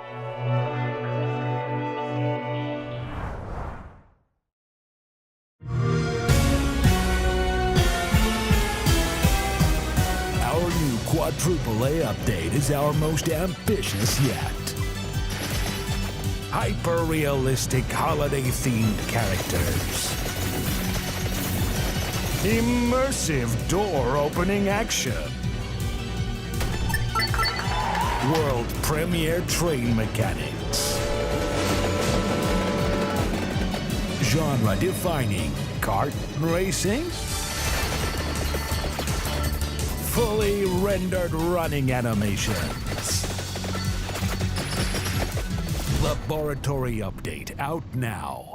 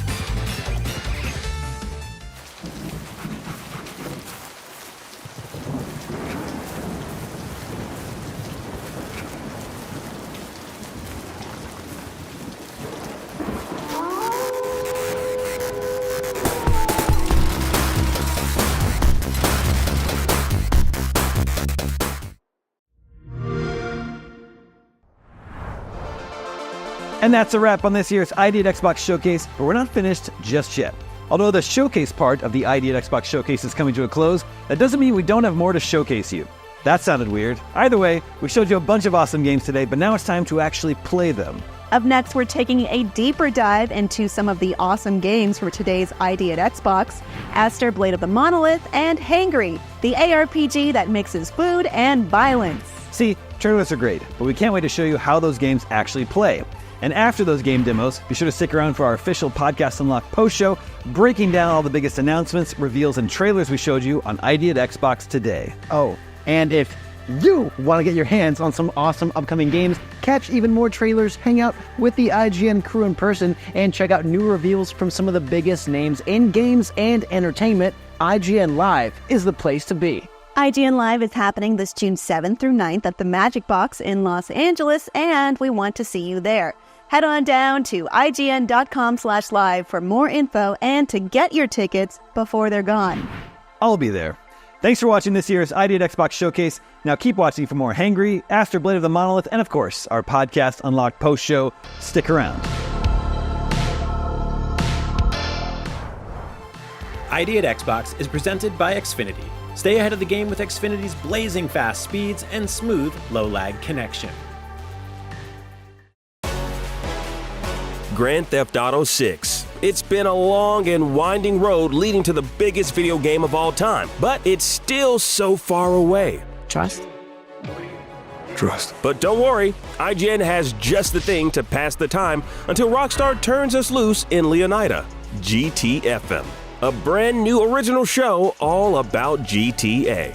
Tune in for hard-hitting Grand Theft Auto 6 analysis. Who is Jason anyways? The internet's biggest and most out-there fan theories. I would make the argument that based on the universe, it's actually not Lucia. Interviews with the most infamous stars of past Grand Theft Auto games. Call me Franklin, all y'all want to say, or Mr. Clinton. And so much more. We are back. For everything GTA, it's GTFM. Only on IGN. Have you ever been stuck on the same quest for just way too long? IGN strategy guides and interactive maps are here to help. IGN guides are trusted by millions, easy to use, and of course, free. You can even track your progress with handy checklists if you go for 100%, just like we do. IGN has the very best, most complete and accurate guides for The Legend of Zelda: Tears of the Kingdom, Baldur's Gate 3, Cyberpunk 2077, Hogwarts Legacy, and so much more. Every guide is tested and verified for you by experts. Just search for IGN. This summer, IGN is hosting a huge in-person event, and we want you there with us. IGN Live is bringing the VIP experience to you, the fans. We've got trailer reveals with brand new gameplay from the hottest games, hands-on game demos for you to play, live tapings of your favorite IGN shows, contests, prizes, cosplay, interactive activations, photo and video opportunities. Most importantly, there will be tons and tons of video games. Now join our crew for IGN Live from June 7th to 9th at Magic Box in downtown LA. Tickets available now. Welcome back to ID at Xbox Live on IGN. I'm Damon Hadfield, and right now my good friend Kim and I are taking a look at Aster, Blade of the Monolith. So Kim, what's the deal with Aster, Blade of the Monolith? What kind of game is this? This is an action slasher. It reminds me a lot of The Legend of Zelda, in more than just aesthetics. So... We are Aster? Yes, this is Aster. This is what I want to... Oh, I have the blaster. Okay. I got the Aster blaster. You said hack and slash. You didn't say blast and slash. I mean, I prefer blasting, but it's pretty finite. So what's the deal? You're Aster, it's a hack and slash game. Do you know what the sort of conflict is, what the objective is? Yes, so this is a post-human society. And I'm kind of discovering how to get hit by a shovel. But also, the character is kind of discovering through ruins and different relics everything about human society and what led to their creation. So from what I understand, the characters are all made of like inorganic materials like stone and wood, and the humans created them, but the humans are all gone now. So they're just trying to figure out what their deal is, like we all are, right? That's a very human story. And I do want to acknowledge that I'm asking you to talk and explain the game to me while you play it in combat, and which is... And I feel not confident. This is a big boy. Yeah, he's pretty big. Oh no, oh no, oh no. Okay, first I'm going to heal. It's just not fair. Then I'm going to run over here and get this person with projectiles, because I don't like that. Came out first. Whoa, whoa, whoa. Okay, I want those because they help me buy things, and it's all about capitalism. Yeah, take this guy out too, and then focus on the big guy. Whoa. Okay, here we go. Okay, okay, okay. No! Yeah, usually getting behind these shield works. Huh? Okay. All right, you come over here. Is there a lock-on system? No. That's, Can make things difficult. if there is, it's not in this demo. Shield. Oh, you got a parry system in there? Yeah. Okay. Every now and then I get it. I don't always get it, but when I do. Didn't get it then. He dead. I did it. I need some more health. I'm gonna go hit this crystal. The green crystals are for health? Yes. Okay. The red crystals are for currency that I can use to buy upgrades for myself. So I could improve my shield. What was that? I think you tripped on a rock or You could trip on a rock. That's new. Oh wait, I'm actually full in health. I didn't need to do that. But you know, sometimes you gotta hit things just to do it. Always break every Yeah. box you come across. They have currency. Let's see how much like classic Zelda this is. Is there a jump button? Yeah. Oh, So okay. it's a little different. Yeah, a little different then. But that's useful. So you've got your sword. Is there a combo system? Yes, there is. Okay. I'm not that great at it. I think I've gotten maybe 15, 16 at the most. Okay. But from what I hear, you can do 30. Up to 30. I think up to is a good clarifier. The chamber, majestic as it was, did little to reveal the structure's true purpose. So the narrator will sort seem of to be a explain hub everything of that's happening as you go along. Yeah, she's kind of unwinding the story. Further investigation would be required. Further investigation will be happening. Combo-based melee combat parries. Is there a dodge? Yes, this is dodge. Got it. And jump. And blaster. Light attack. Heavy attack. Shield. And there you go. So I know you've spent some time with the game already. What's the sort of how much time do you spend in combat versus exploration, or is there also puzzle solving? A little bit of a puzzle solving. I mean, I think I only got access to a limited part, but what I'm trying to do is, actually I forgot I could do this. You can send out an orb to tell you which way to go. Very useful. Yeah. Mm-hmm. Okay. Okay, what do we have here? We got some health crystals, which I don't need. Telltale remains of perished biological organisms. Well, that's us. They're talking about us. Yeah, we're dinosaurs. Maybe they can turn us into fuel. Oh, well, circle of life. You know, like how humans created giant metal spiders? Yep, exactly. Okay, do you think you can go for a 15-hit combo here? Oh, I don't know. I think you should try. Okay, first I'm going to hit with some blasts. Combo going up. Here we go. Oh. Did I miss it? No, you're there. 2 more. You got it. Keep going. You know, the blasts really go a long way in comboing up. Oh, you're going to make 30. Am I? Is it happening? 29. Oh, he died before I did. 29 is pretty good, though. There. You're just too good. Yeah. You're just effective. It's my story of my life. No. Are there any health crystals nearby? No, the room behind me closed, so I can't go back and get it. Have to push forward. We're exploring the biology wing of the Temple of Soma. Yes. I'm not sure what Soma means in this context. In this demo, are there any boss fights? Yes, there's one at the end, which I actually really enjoyed because you could parry a lot with that boss, and it wasn't that hard for me, so I think it won't be that hard for anyone. All right, got some money, some rare currency.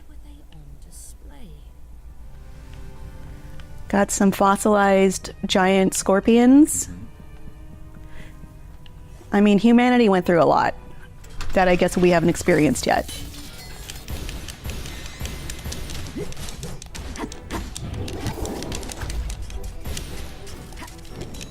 So post-human, but also is this Earth? On Earth? I actually don't know, and that's a good question. I assumed yes, but maybe that's just my Earth-centric opinion. Mm-hmm. Oh, there's 2. Soon there won't be. No, why are there so many?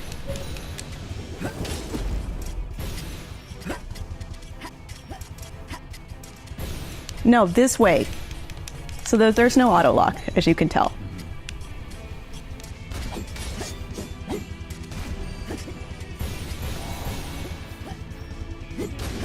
Oh, they just keep spawning. You know, in some levels, there's like a giant crystal that spawns them, but I'm not seeing one here. So I don't think I can stop the spawning. If you see a giant dark crystal, you gotta go hit that crystal. Stop the spawn is a pretty good call to action. Like I could see in the advertisements, Astor, Blade of the Monolith, stop the spawn, spring 2024. You know, it's that or it's a insecticide commercial. What's the yellow meter underneath your health? That is my stamina, I believe. So if I start blasting, it'll go down. Or if I use my shield and my shield gets hit, it'll go down. And then the 3-segmented blue meter, what's that below that? That is something we haven't learned yet at this part in the demo, but it does turn on this kind of second sight. It's Batman mode. Yeah, kind of. Yeah, no. But it can reveal passageways that you can't really see yet. Yeah. Maybe I'll get to the part where that actually comes into play. I did it before and I didn't know what it was, and I was like, surely this blue light is hurting my enemies and helping me, but it's not. It's for sight for certain areas that are inaccessible otherwise. Got it. Maybe it could reveal a crack in the wall that could be bombed. Yes. Okay, they're gonna make me work for these red crystals.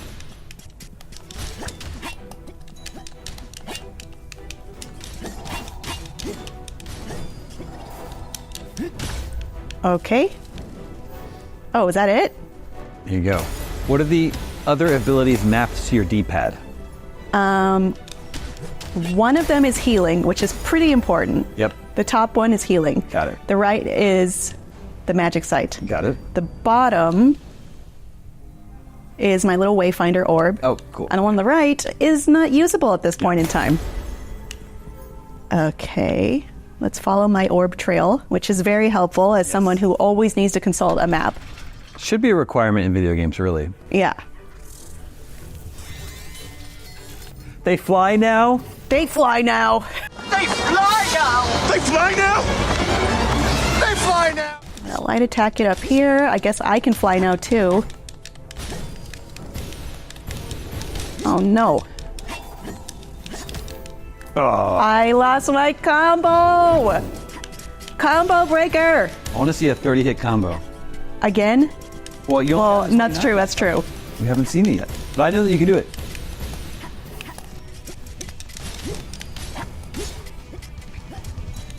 Great dodging. They've got me in a corner. That's not good. But you have the Blade of the Monolith. I think I lost my combo.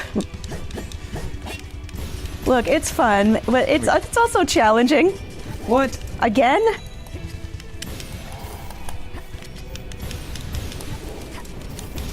Is there like a crystal I'm not seeing that's spawning these things? I mean, if it's like the other room, you just gotta get enough. Gotta keep going. Yeah. Life lessons.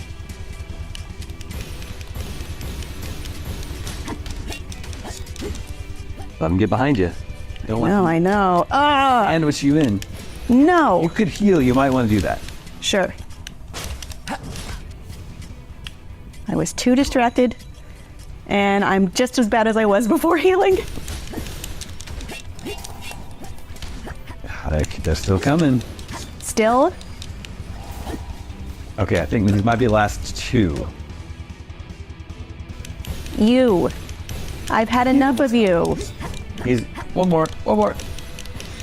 There you go. Okay. Oh no. This guy. I can kill him. He doesn't have a friend to help him. All right, I did it. Well, that about wraps it up for us. And for everything else, ID at Xbox, keep it locked here at IGN.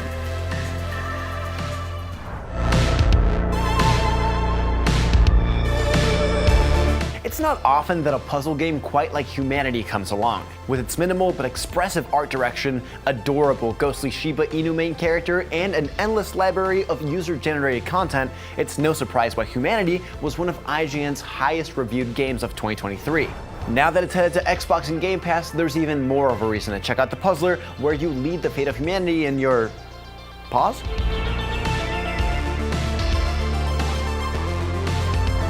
Humanity is a bizarre but relaxing puzzler that takes Follow the Leader to its next logical step, if that involves whatever this is. The game has you playing as a spirit like Shiba Inu who has to rebuild humanity after a rogue AI destroyed it. This is done by leading an endless stream of people towards the map's objective. You'll need to place directional and action tiles in order to solve humanity's increasingly complex but interesting puzzles. While the game may seem difficult at first glance, thanks to humanity's intuitive controls and endless supply of humans, this game quickly goes from seemingly overwhelming to a relaxing brain exercise that's hard to put down. The gameplay in Humanity is more than just moving an endless supply of people from point A to point B. Throughout the game, you'll gain access to new abilities such as jumping, climbing, and later on, boss battles. The game's pacing helps keep the puzzler fresh and fun thanks to its intuitive controls and relaxing but weird art style. But Humanity isn't a total walk in the park. Eventually, as you progress through the game's story, you'll run into the others. The others are, well, other people who speak a different language but have the same objective as your more colorful cast of humans. The game will let you deal with these foes with various weapons such as bats and guns, which make for some visually satisfying circumstances. But the others aren't the only foes you'll need to face in Humanity. Since the game's main antagonist is a rogue AI, you'll eventually need to deal with the machines. This enemy type takes a step back from the chaotic large-scale battles you would see with the others, in turn for a more stealth and platform-focused approach. All of which lead to eventual boss battles, which go from puzzle-based combat against your rogue AI foes to an all-out assault that's more bullet hell than a walk in the park. If a stage ever gets too difficult or you just can't quite figure out where to start, Humanity includes the option to watch a solution video on any map without any penalty to the player. This level of accessibility is definitely a welcome feature. One of Humanity's strongest features is access to a hefty library of over 8,000 user-generated maps that will keep even the most dedicated players busy for a long time after the credits roll on the campaign. User-generated stages also feature an XP incentive, so the more you play, the more you earn. Feel like you can make a better stage than anyone else? No problem. Thanks to the game's intuitive map editor, it's pretty easy to bring your creative ideas to life, just like this stage inspired by the Gears of War franchise.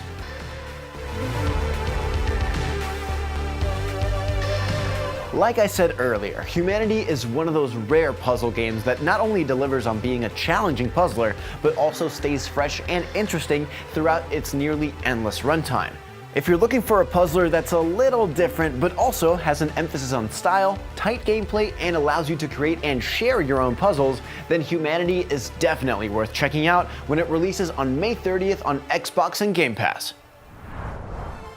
ID at Xbox is presented by Xfinity. Stay ahead of the game with Xfinity's blazing fast speeds and smooth, low-lag connection. IGN has the most thorough, easy-to-use, and high-tech maps out there. Period. And by high-tech, we mean it. We've recently added features like personal notes that save to your IGN account and a region selection tool that lets you cruise around the biggest maps with ease. IGN maps load faster with more markers than ever and are built for your phone as your constant companion to the biggest games. So start checking off markers for the games you are playing for free at IGN Maps today. This summer, IGN is hosting a huge in-person event, and we want you there with us. IGN Live is bringing the VIP experience to you, the fans. We've got trailer reveals with brand new gameplay from the hottest games, hands-on game demos for you to play, live tapings of your favorite IGN shows, contests, prizes, cosplay, interactive activations, photo and video opportunities. Most importantly, there will be tons and tons of video games. Now join our crew for IGN Live from June 7th to 9th at Magic Box in downtown LA. Tickets available now. Want the ultimate IGN experience? Check out IGN Plus. Members get exclusive deals and giveaways, ad-free browsing, unlimited tracking on IGN Maps, discounts at the IGN store and with IGN partners, and best of all, free games. Get 30 days of IGN Plus for just $1. Head to plus.ign.com. The Cinefix Top 100. A list so secretive even we don't know what movies are on it or where they rank. What do you mean you don't know? Each episode will reveal one of the movies. Did I rush it? Felt like I rushed. That was good. I liked it. Talk about why it belongs and finally find out where it ranks. Are you not entertained? Are any of the movies we've shown here even on the list? I have no idea, and it drives me crazy. Join us as we find out on the Cinefix Top 100, Mondays starting July 3rd. Why so serious?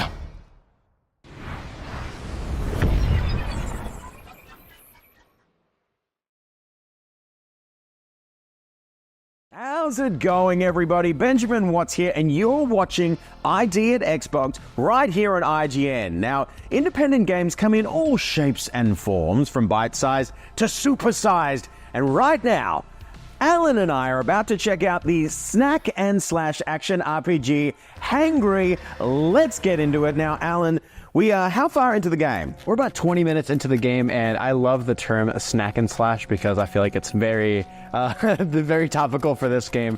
As if the name didn't give it away, you are hangry. You can bite enemies, you can fight them. Everyone that you sort of encounter is like kind of ingredient themed. Okay. So you'll see right here, we got this enemy that's popping up. You can sort of lock on. Oh. And there's moments of it that like kind of remind me of like Souls-like games. Because you will get sort of like these really weird-looking enemies that you're just like, where did this come from? But then you can bite them to take a bite, and then recover your hungry meter, which is really fun. And then you can do this. Eventually, if I can stagger him enough, I can take a bite and do a devastating eat. Oh, very nice. So who's the lead character in this? What's the name of it? His name is Hangry. Okay, so he is hangry in every sense of the word. And All right, he definitely looks he looks a little like Beast from X-Men, which I like, especially if he was a greaser from the 1950s. Got some slick back hair, got some leather jacket with what are they, spikes on the top? Yeah, some spikes on the top right there. Look at it. He's a handsome fella. Looking good. Some people are definitely into that Beast look from Beauty and the Beast. That's true. So right now we are on the hunt for some ingredients. Okay. To bring back to our main base of operations. I see another we got here. Right here. Spidey's a pickle croc. Oh, I do love myself a pickle croc. And then you can actually go and harvest them, and so you'll get croc garlic if you defeat those enemies. So the more ingredients you get, the sort of better your score is. And there's always opportunities to sort of like stagger enemies and then deal sort of like a finishing blow with your eat attack, which is this guy right here. There's a few different bars to keep track of. So right now we're learning about cleaving foes. This is an alternative version of biting. So let's go ahead and take a look. We're going to go into this fight right here. We got two enemies that are going to be coming from the ground right about now. And let's go ahead and cleave them. Oh, I missed. Yeah, how bad? They look appetizing. Oh, but they taste delicious though. Oh, really? Yeah. It's like really good. Oh, you're a big fan of the Crest Claw salad over here. All right. Ugh. Now, is there like the character, like are we upgrading skills? Are we upgrading stats? Yeah, exactly. So as you progress through your missions, you'll get different sort of objectives you can complete, and then also there's different assignments that you'll get to. Right now, actually, I want to show you the hangry mode, because it acts almost like if you remember like the rage mode from God of War. Yeah. It has a very similar sort of mechanic where you fill up a bar and then you can pop it to do a ton of damage, and that'll help you out a lot if you're in a pinch, getting overwhelmed by enemies. There's always something you can pull out of your back pocket to make sure that you don't actually end up going down. So you were talking about upgrades. You can evolve, and what I like is that there's actually different sort of anatomic things that you can evolve within your character. So your heart gives you like stuff like your abilities cost less energy if your health is full, and all of these have like different options within the tree too. So the higher in the tier you go, the better the upgrade is. And you can also upgrade your weapons. Right now we only have the arm blade because we are so early in the game, just about 20 minutes in. But I'm hoping that eventually we'll get bigger and better weapons that will deal extra damage. Right now we are encountering... these guys are a little bit difficult because they do... A wider bat? Yeah, so they... the bats actually regenerate health, so you kind of have to like just focus them down. I was like, what kind of food? It's like they're pizza, right? They're Hawaiian pizza. Okay. Yeah, it kind of looks like a pizza slice, right? Yeah, but Hawaiian pizzas are good. That's it. I don't know about that. What do you mean? You don't like pineapple? You can also pop your hunter sense. Let you sort of track different larger enemies that are usually like the main objectives. Okay. So I was like, I feel like you were going to detective mode for a second. It kind of does act like that. If you like have ever played, the Last of Us games or like Arkham, there's always, you can sort of spot like the points of interest through that. And it acts very similar to that mechanic. Oh, I'm getting a few enemies right here. And boom, easy. Pickle crocs, wine bats, we've got the crest thing. Crest, the thing with a massive eye. So right now we are looking for the Goroza. Let me see if I can track anything. All right.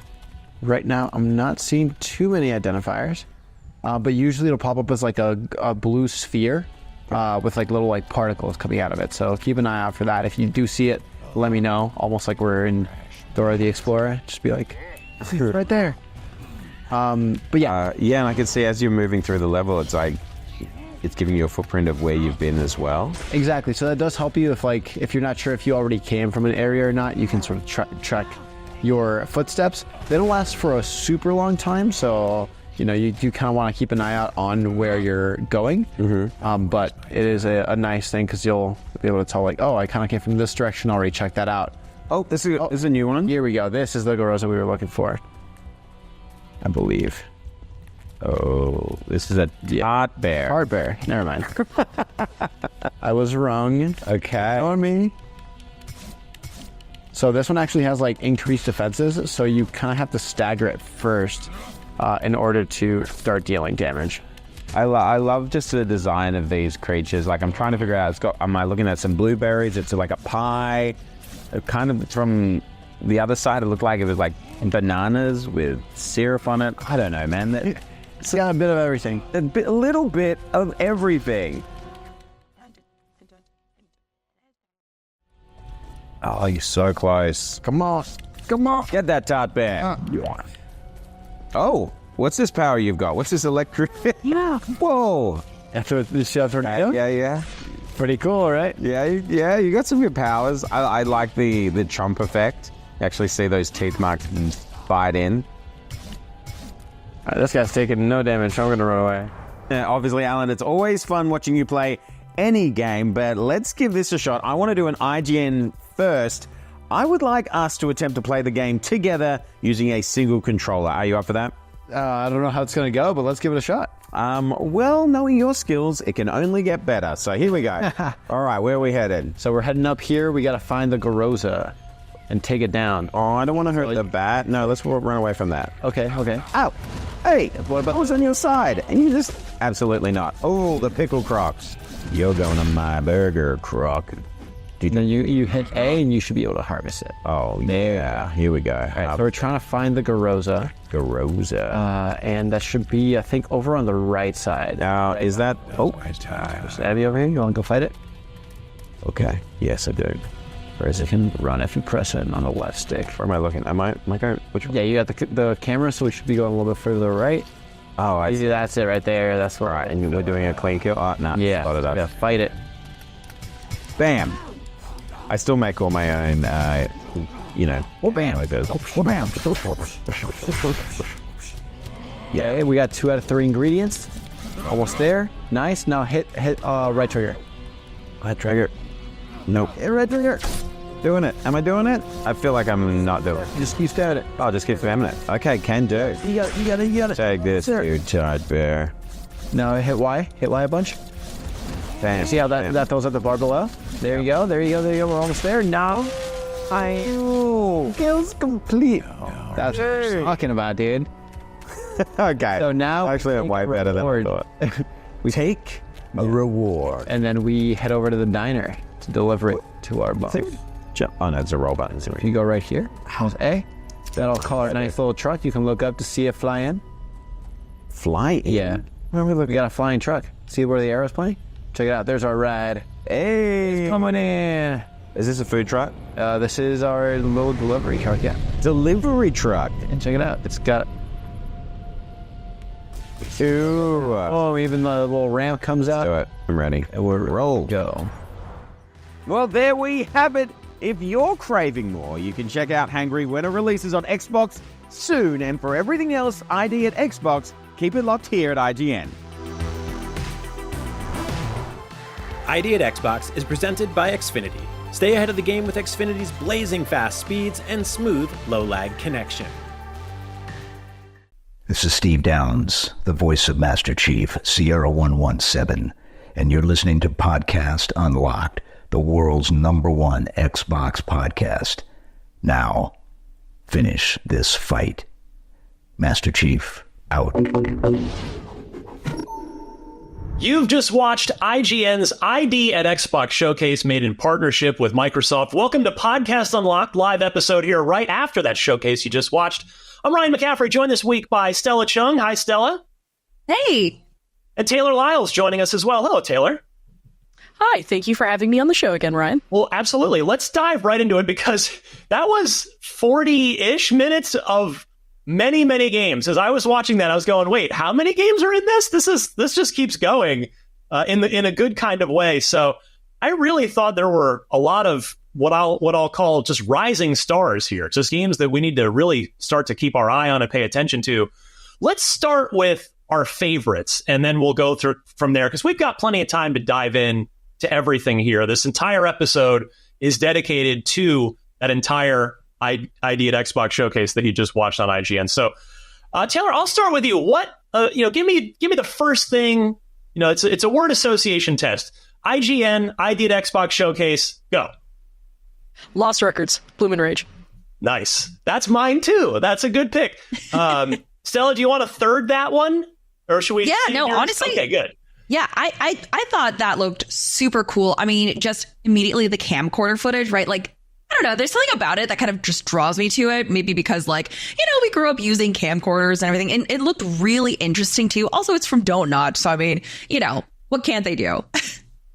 No, you're right. I mean, and for me, as the resident old on this panel, I grew up I was a teenager in 1995, which is when this game is set. It's, the timestamp, the watermark on the camcorder footage is June 1st, 1995, set in the town of Velvet Cove.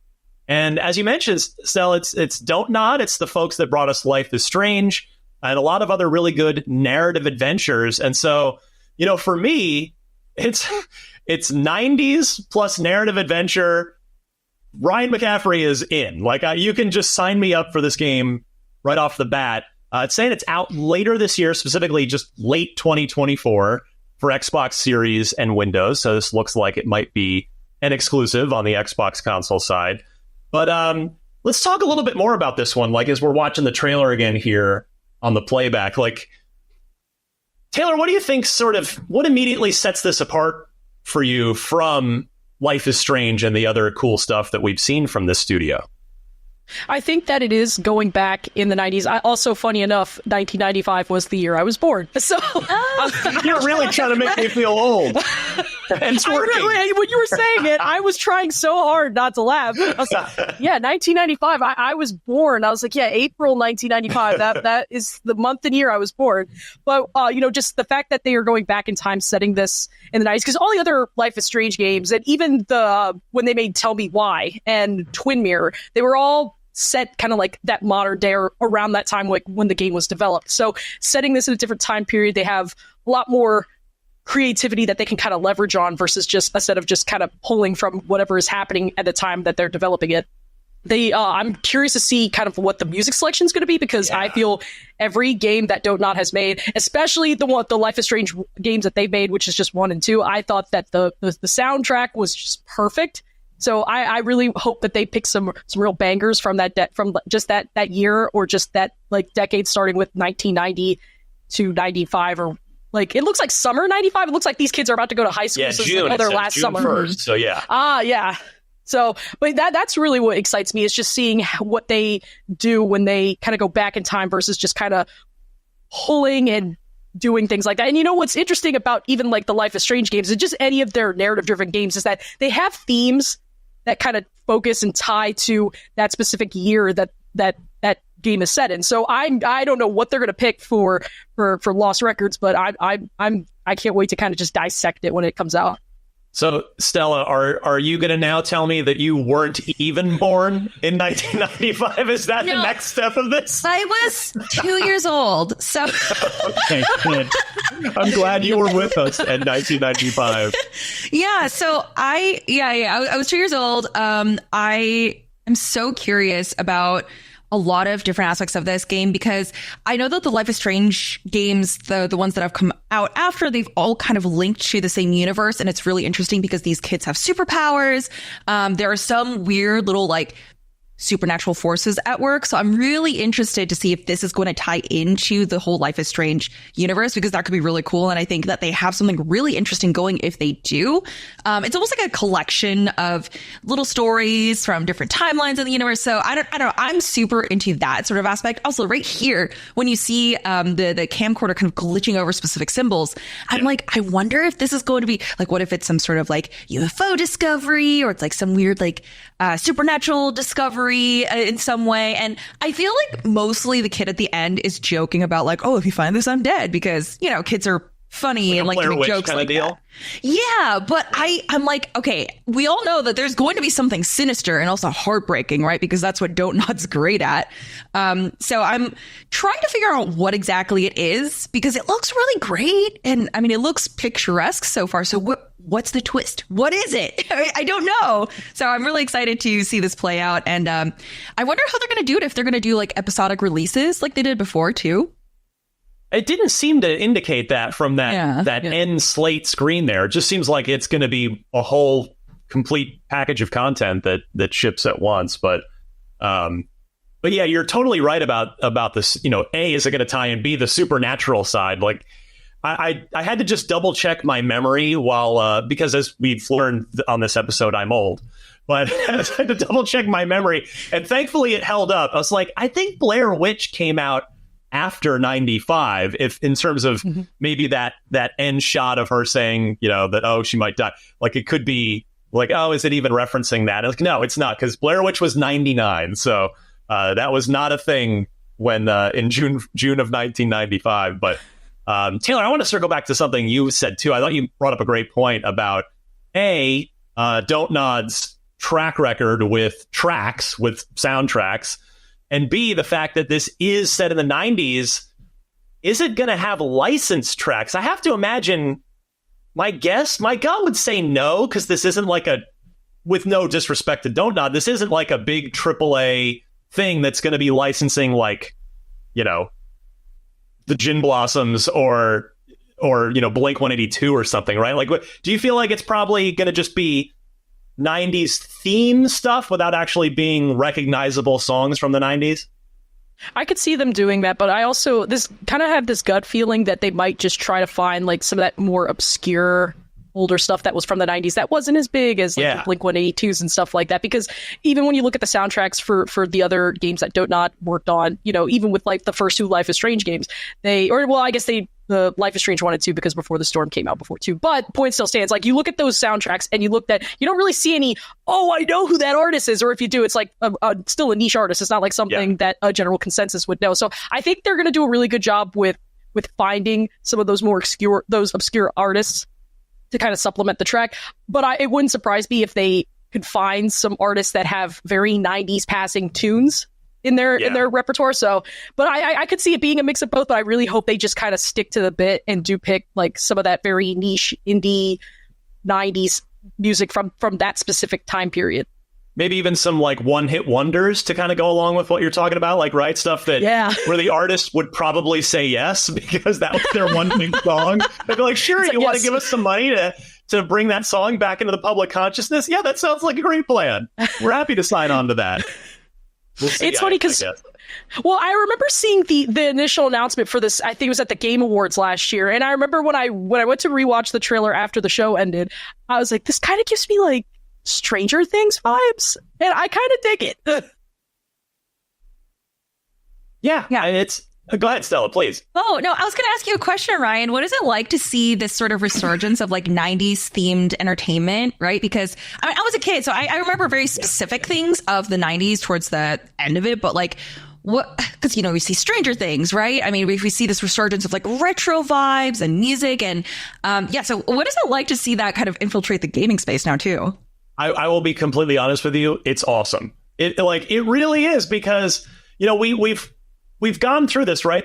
We kind of went through an 80s phase, and now like even with retro games, right? Where a lot of retro games had like 8-bit, and then it kind of, you know, 16-bit graphics were sort of a thing in modern retro games. But now we're even starting to see, granted it's moving into more a little the late 90s, 2000s, but even some sort of PS1 era games from a visual perspective on purpose.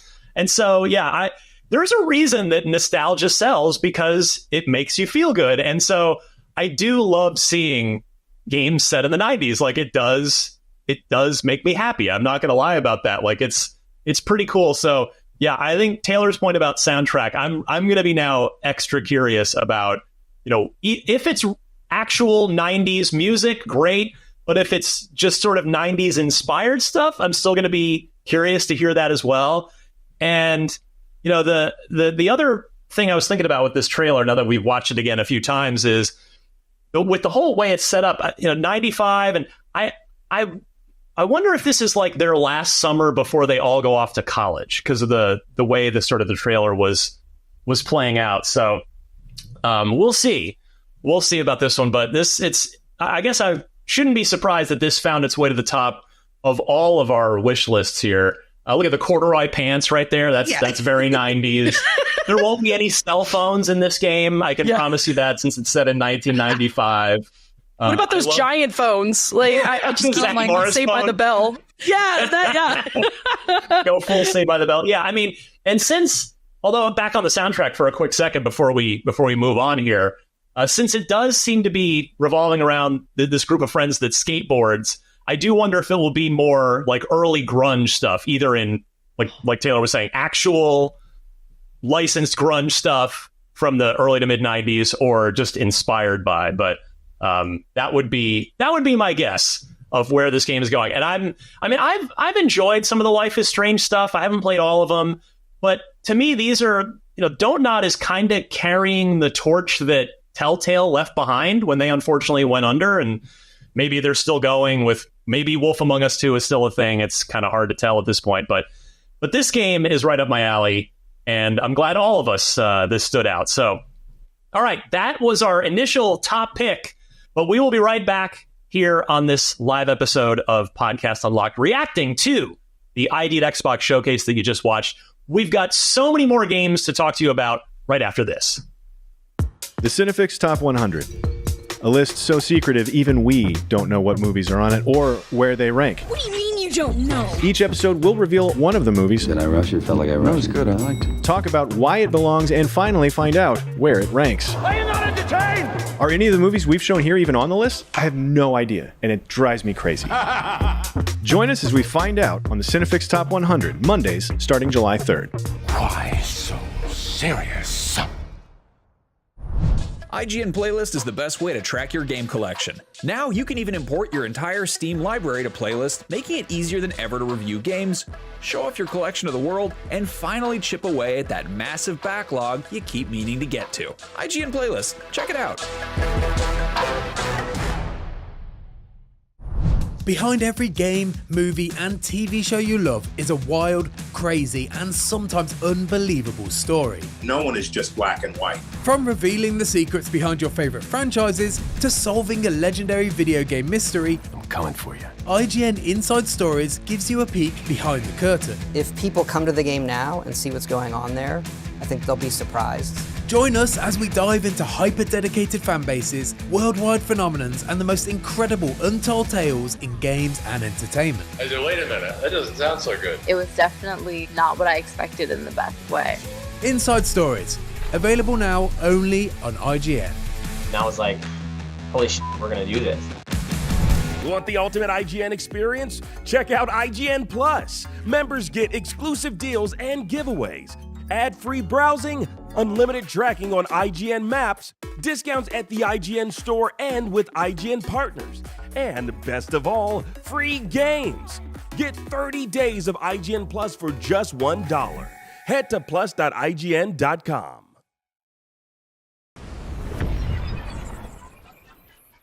Welcome back to Podcast Unlocked. You are watching our live episode recapping the ID at Xbox showcase presented by IGN that you just watched. We're so happy to partner with Microsoft there and the ID at Xbox team to bring you looks at a whole bunch of games. And we do mean a whole bunch. I should have counted. I did not actually count. I have pages and pages of notes, but there were a lot of video games, a lot of them looking super cool. We started with one of our favorites there, which was Lost Records Bloom and Rage. But let's keep talking about some other stuff. Stella, I'll go to you here. What else jumped out at you that you want to talk about for a couple minutes? Sure. You know what? I think we kind of have to point out Palworld. I mean, that's a game that I sank like 80 hours into with the first weekend it came out. So I'm really happy to see it getting updates. I was a little bit worried. I think a lot of players were actually kind of worried about Palworld because the developer had this track record of starting projects and then kind of stepping away from them when it didn't really seem to be working out for them. But Palworld was such a huge success upon launch that I think they finally found their stride with, you know, implementing updates, even if it was like little patch notes here and there before this massive update comes out. So I'm really glad that they're continuing to support it, that they haven't given up. And this does seem like they are setting a sort of precedence with their players on what to expect with the game. Because I again, like a lot of people were worried that, oh, what if they don't upgrade this? What if they also step back from this? Who knows? So it does make me happy that there's more content coming. There are new pals. It seems like there's going to be new guns, which is really fun. Energy-based weapons, and then also a flamethrower. I mean, that's cool. I think the frog is super cute. I don't know what he does, but he is so cute. So I'm really happy that they haven't run out of ideas yet, that they've been continuing to update this. It will be interesting though, because I know that the player base did drop off just a little bit because there were a ton of like survival games that came out. But I definitely am going to keep an eye on the numbers to see how many people come back for this specifically. Yeah, I mean, well, to give them some credit, and it's a reminder to everybody watching. I mean, if you're not currently playing Palworld, this has been the biggest hit of the year for Xbox so far. This thing has been huge, console exclusive, really got the year off to a strong start for Xbox. But yeah, it's there's, in fairness to the development team, there's almost nowhere to go but down for their player count after where they launched off to at the start of the game, when the game launched. But yeah, this update, I have in my notes, the new pals are a nunchuck-wielding frog, a turkey-looking thing, a bunny samurai, parentheses, I think, and a weird reptile thing with a mushroom on its head and tail that looks completely harmless. So those are, I presume that those are really perfect descriptions. I'm sure you can't possibly know. They're the worst descriptions I could have possibly come up with while watching this, but... Well, I'd love to see you name all these pals just based off those descriptions. Yeah. I mean, I love the sort of, the sort of Japanese garden here, the setting. Like, it looks great. I mean, PlayStation had Helldivers 2 that's been its sort of big indie hit to start the year, and Xbox has Palworld. So, Stella, do you think you're going to go back in when this update drops? Oh, yeah. No, I'm definitely going to. I think I needed a good time away from survival PvE games, and now I can go back in and do it. But I'm so sad they actually apologized for this, which is the funniest thing. So they patched out the ability to catch dungeon bosses, because you were able to do that, and then you could use them as your pals, which I mean, I totally did. But anyway, so you could do that. But they were like, hey, we accidentally fixed that. We're so sorry, but... we didn't mean to, so don't be mad at us. And I thought it was just the funniest thing, because the community was like, no, we get it. It's fine. But that's just funny that you were never planning on fixing it. So I think they have a really good relationship with their community, and I love all of the communication they've been doing. And each time they do an update, they have so many details on their patch notes and like blog posts. So I'm definitely going to jump back into this because I like supporting them. Taylor, what I know about you is that you play pretty much every video game, and I say that with the absolute highest of compliments. So have you dove into Palworld? And if so, how have you been enjoying it, and what did this update trailer do for you?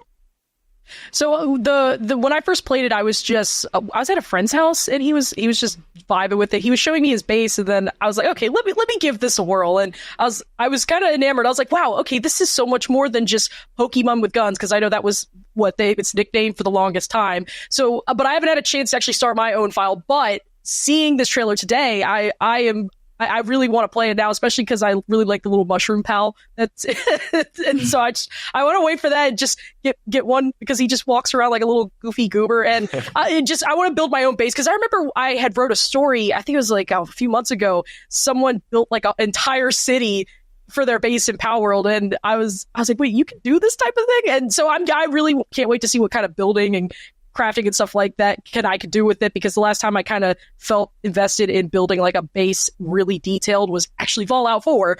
So, well, if you want to get ready for this update, you've got a little bit of time. It's April, and this update is out sometime in the summer there, according to the end of the trailer. So you've got a little time to get your own save file going and get your feet wet, get ready to go. Next, I want to jump. Let's see here. There's so much on this list. Well, I'll go. One of you, I think it might have been Taylor, one of you mentioned the Jackbox Naughty Pack before we started recording. So let's go to that. Which of you was that again that wanted to talk about that one that jumped out at you as one of your favorites? Taylor raising her hand. All right, a party game that's made just for adults. The live action trailer, which we're looking at again now, was very, very goofy.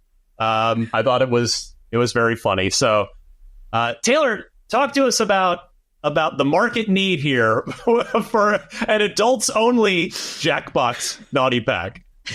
So I have all the Jackbox Party Pack games. I want to disclose that because I played it all the time when I was in college with my friends. Every now and then I'll do a game night, and usually we're playing Jackbox. Sometimes we do PowerPoint parties, but it's mostly Jackbox. So when I saw that they were going to do a Naughty Pack, I was like, oh wow, this is so cool. It's kind of like when Apples to Apples was like the longest thing, and that was like a fun game. But then Cards Against Humanity came out, and I was like, oh, that's just basically Apples to Apples Naughty Pack in a sense. So now that Jackbox is finally giving us an adult-oriented party pack, I can't wait to see what they're going to do. I mean, the party pack games are always goofy and just as goofy as the trailers, if not more. So I don't know what type of raunchy content we're going to get or what kind of mini games they're going to throw in this, but I'm pretty excited. I'm excited to check it out.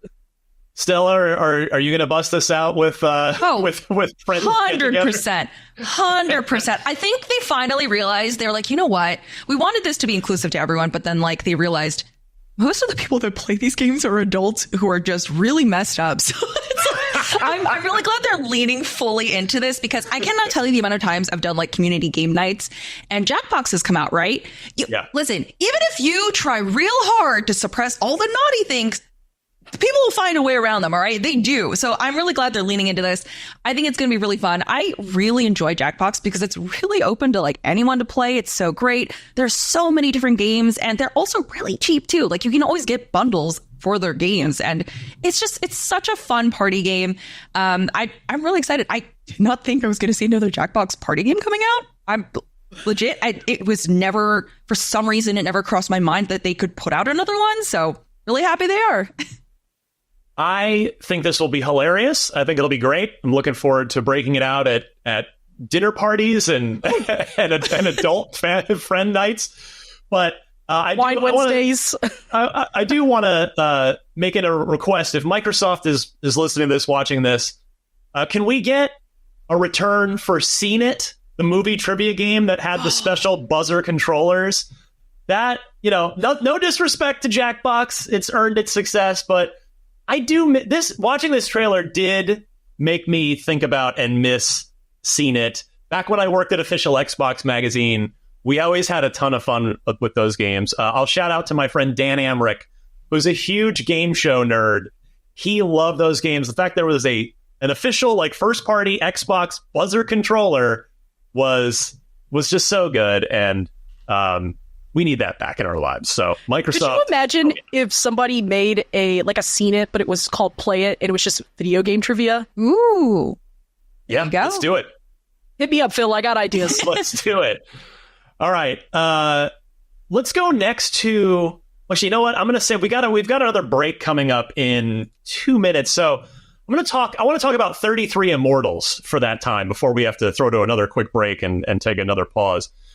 So I'll just hog the stage here for a second, only to say that I had the chance with Destin, who unfortunately couldn't be here today because he is sick as a dog. We wish him a speedy recovery. Hopefully he's feeling better.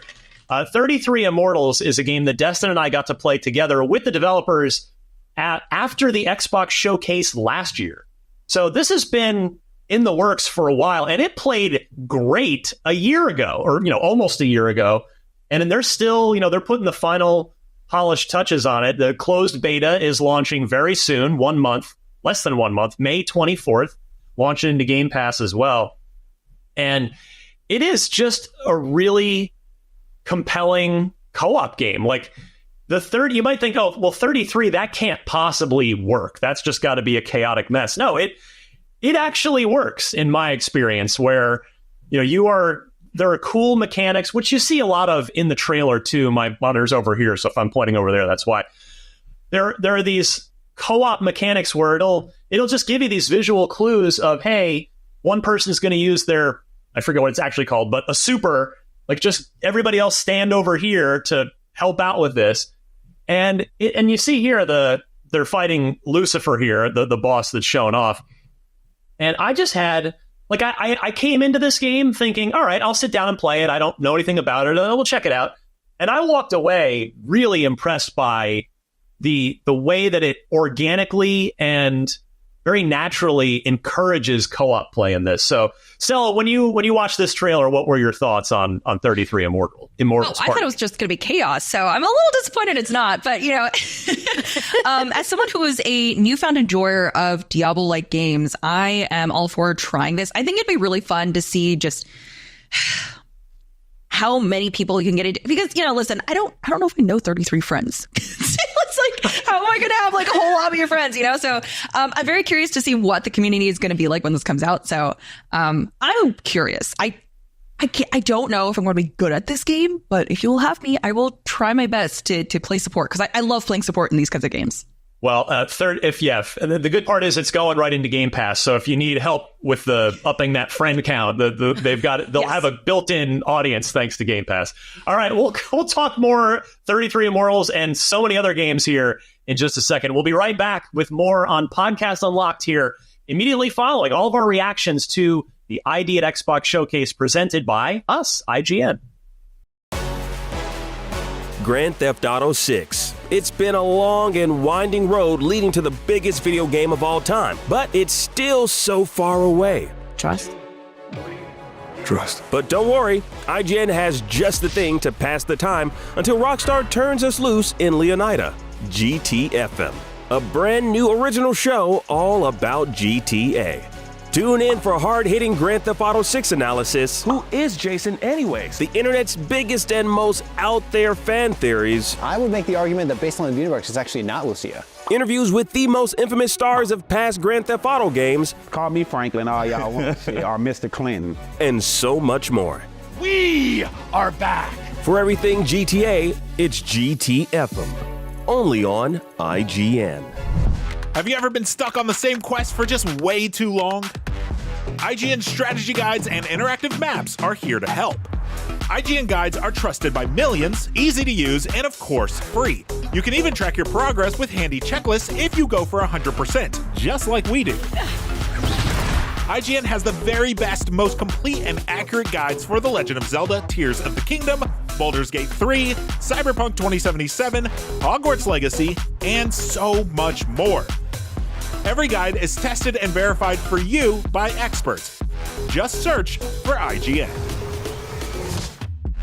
This summer, IGN is hosting a huge in-person event, and we want you there with us. IGN Live is bringing the VIP experience to you, the fans. We've got trailer reveals with brand new gameplay from the hottest games, hands-on game demos for you to play, live tapings of your favorite IGN shows, contests, prizes, cosplay, interactive activations, photo and video opportunities. Most importantly, there will be tons and tons of video games. Now join our crew for IGN Live from June 7th to 9th at Magic Box in downtown LA. Tickets available now.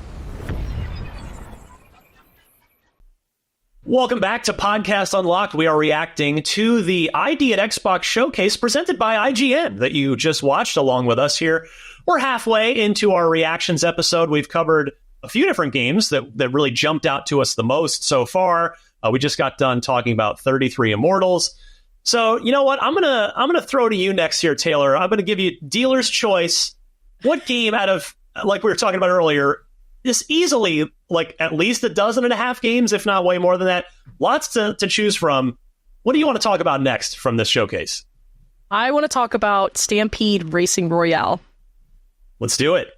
Yeah, I mean, it was 60-player kart racer. That just sounds so chaotic. Like we're talking about, do we have like 32 friends that could play with us? So I was like, do I know 59 people that are going to race me? But I was looking at it and it was very colorful. I don't know.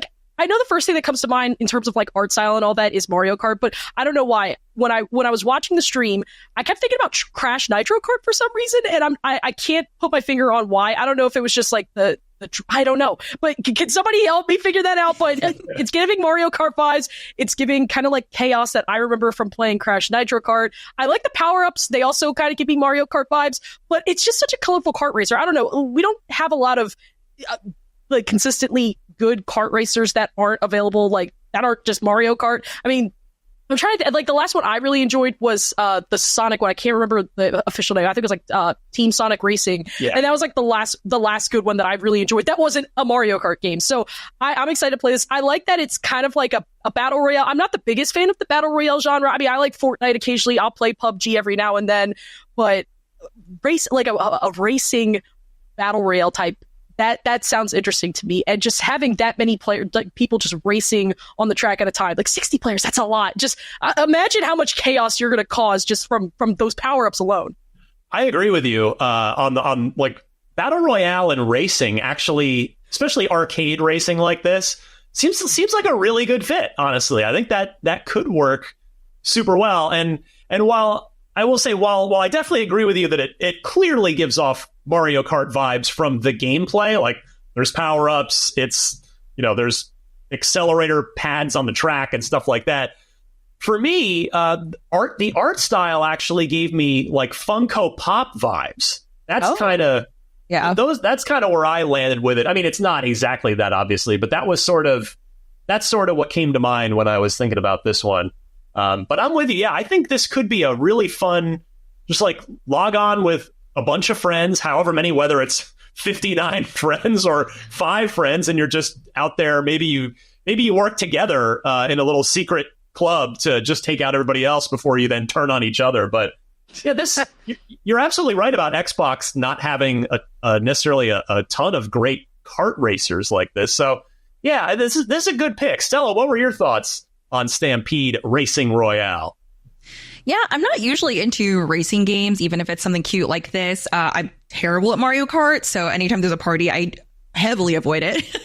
But I love the customization on the carts that you can see. Like there's the cookie, with chocolate chip cookie wheels, which is really cute. I think that the customization is great in this, which is probably why you're like, oh, looks like Funko Pops, because you can make them however you want. I do love the colors. It kind of reminds me of the way that Fall Guys is a battle royale. It's technically a battle royale, but like you have to go through stages, and especially seeing this like elimination screen, I'm like, dude, that's kind of fun. It makes you feel like you're in this game show and you're trying to climb your way up to the top, and everything is really arcadey and super cute. And I think it's really nice that Xbox seems to be getting more of these higher party games, and we just want to play multiplayer. And I don't know, this seems so cute and so fun. It seems like you can take it as competitively as you want. I do really love that like game show elimination style of this. And I think that's the one compelling reason why I would probably play this as opposed to like playing Mario Kart.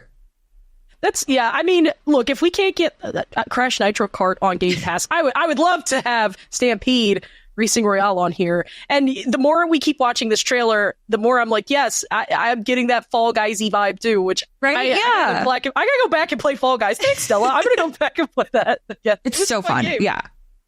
While I'm gonna use my platform here on Podcast Unlocked on IGN, just like last segment where I called for a new Scene It game with the game show controllers.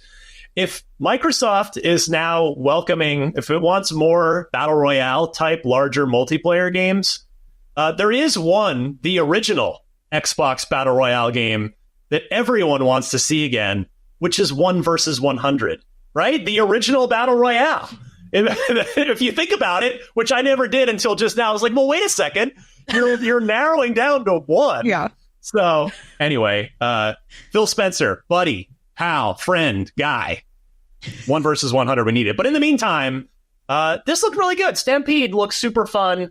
And just like, as somebody that's played a million racing and even just arcade kart racing games throughout the course of my life, just seeing this insane number of karts on the track is pretty cool in and of itself, especially when they're all real players and not just AI. So I think the Stampede folks might have something here. They're definitely onto something a little bit unique. Let me go now to a game that Stella had called out in our pre-show meeting here when we were just all sitting there watching this, waiting to come on the air. And that's a game we've seen before, but it's definitely, I would argue, probably one of the higher profile games out of the list today. Stella, talk to us about what you thought of Dungeons of Hinterberg.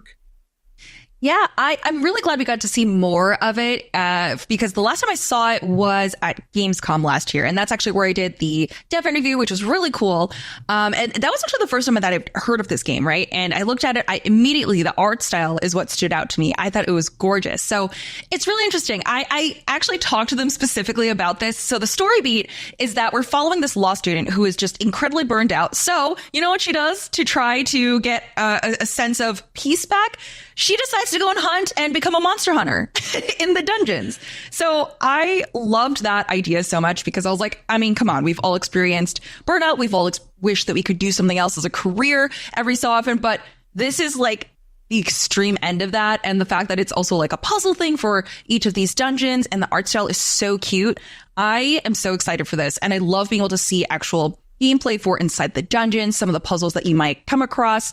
This gelatinous cube is so weird though, because I play D&D. So for me, I'm like, oh, it's just going to kill you if you step on it, but it doesn't. So, yeah, I'm really excited. It's so cute. It is beautiful. When I talked to the developers last year, they were so excited for people to try things out. They were really, this is so weird to be happy about, but they were like, yeah, we're so happy that you connected to the main character with Burnout. And I'm like, yeah, I mean, I wish we didn't, but you know, it's awesome. I think it does speak to people.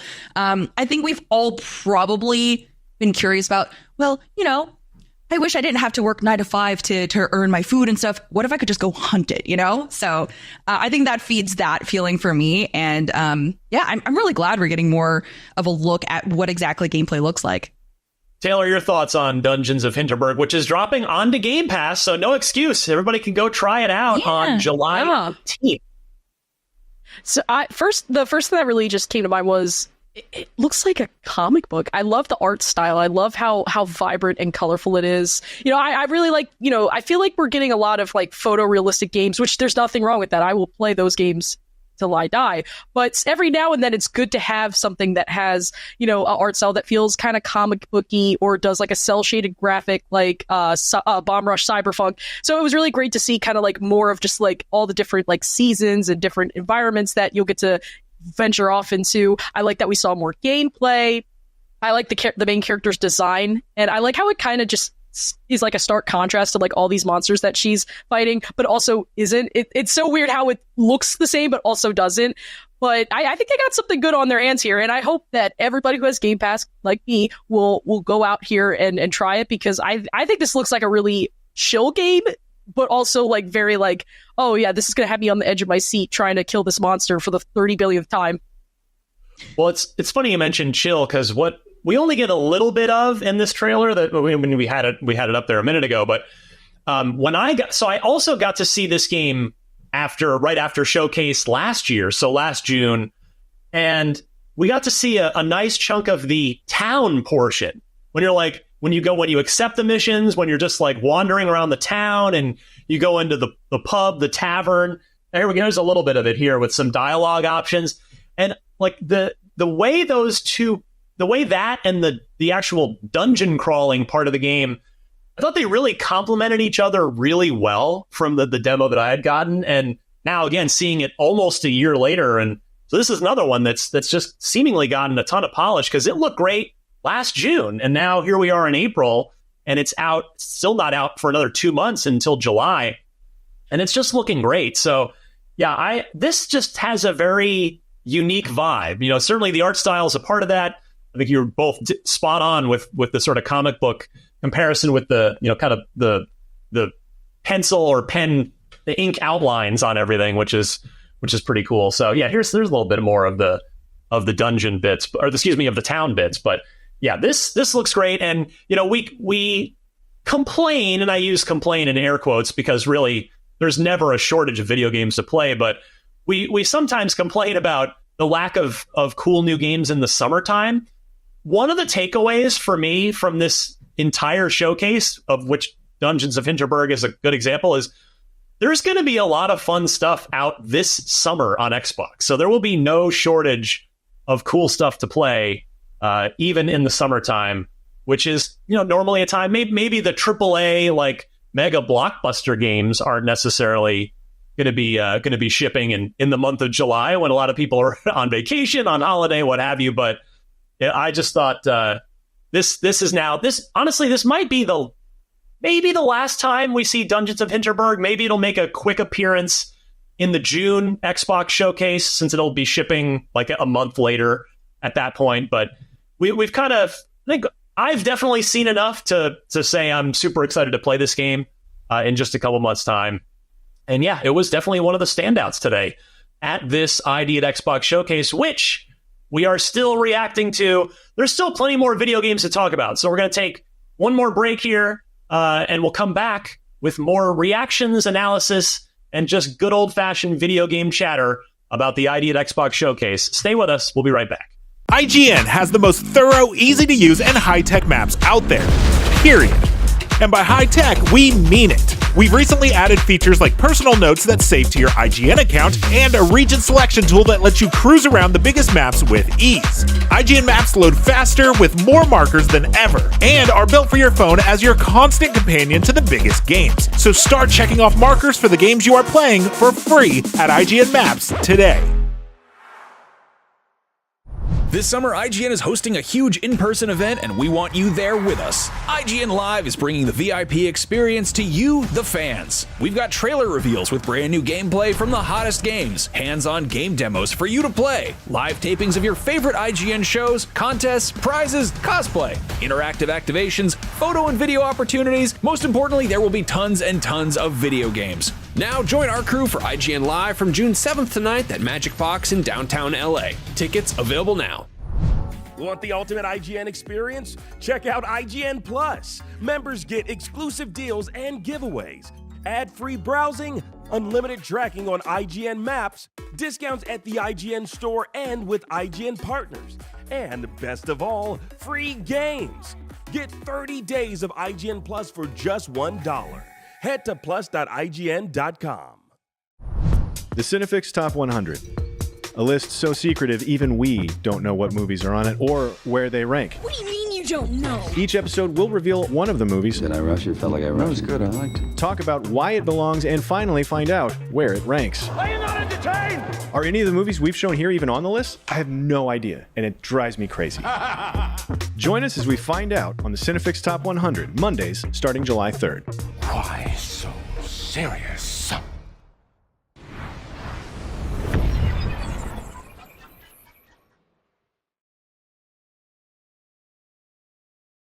Welcome back to Podcast Unlocked. We are rolling through talking about all the cool games we just saw in the ID at Xbox showcase presented by IGN. Hope you enjoyed it, and I hope you're enjoying this live episode of Unlocked as well. We're not going to have time to talk about anywhere close to all the games that were in the showcase. A, because there are just way too many of them, and B, because there are way too many cool ones that we want to talk about. So we're picking and choosing our favorites here, and I want to throw to Stella here, because, Stella, I know you mentioned as we were watching, this update to Vampire Survivors jumped out at you. Please, tell us more. Yeah, it's so funny because last year, they updated the game so that you could play co-op with up to 4 people, which is, I don't recommend it. It is chaotic. It's so hard to actually coordinate because, listen, it's about survival, but like people are so bad at listening to each other. So I'm really excited. I am so glad that this game continues to get updates because it is such a good game. I seriously love playing this.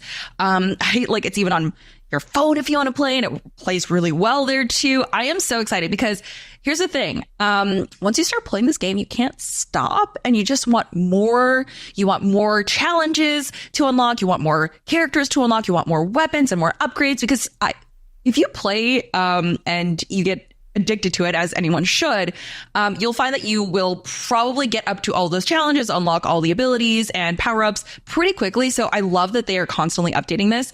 Also, this crossover is super interesting, Taylor. I know you haven't played yet, but you said that you were super excited about this specifically because of this.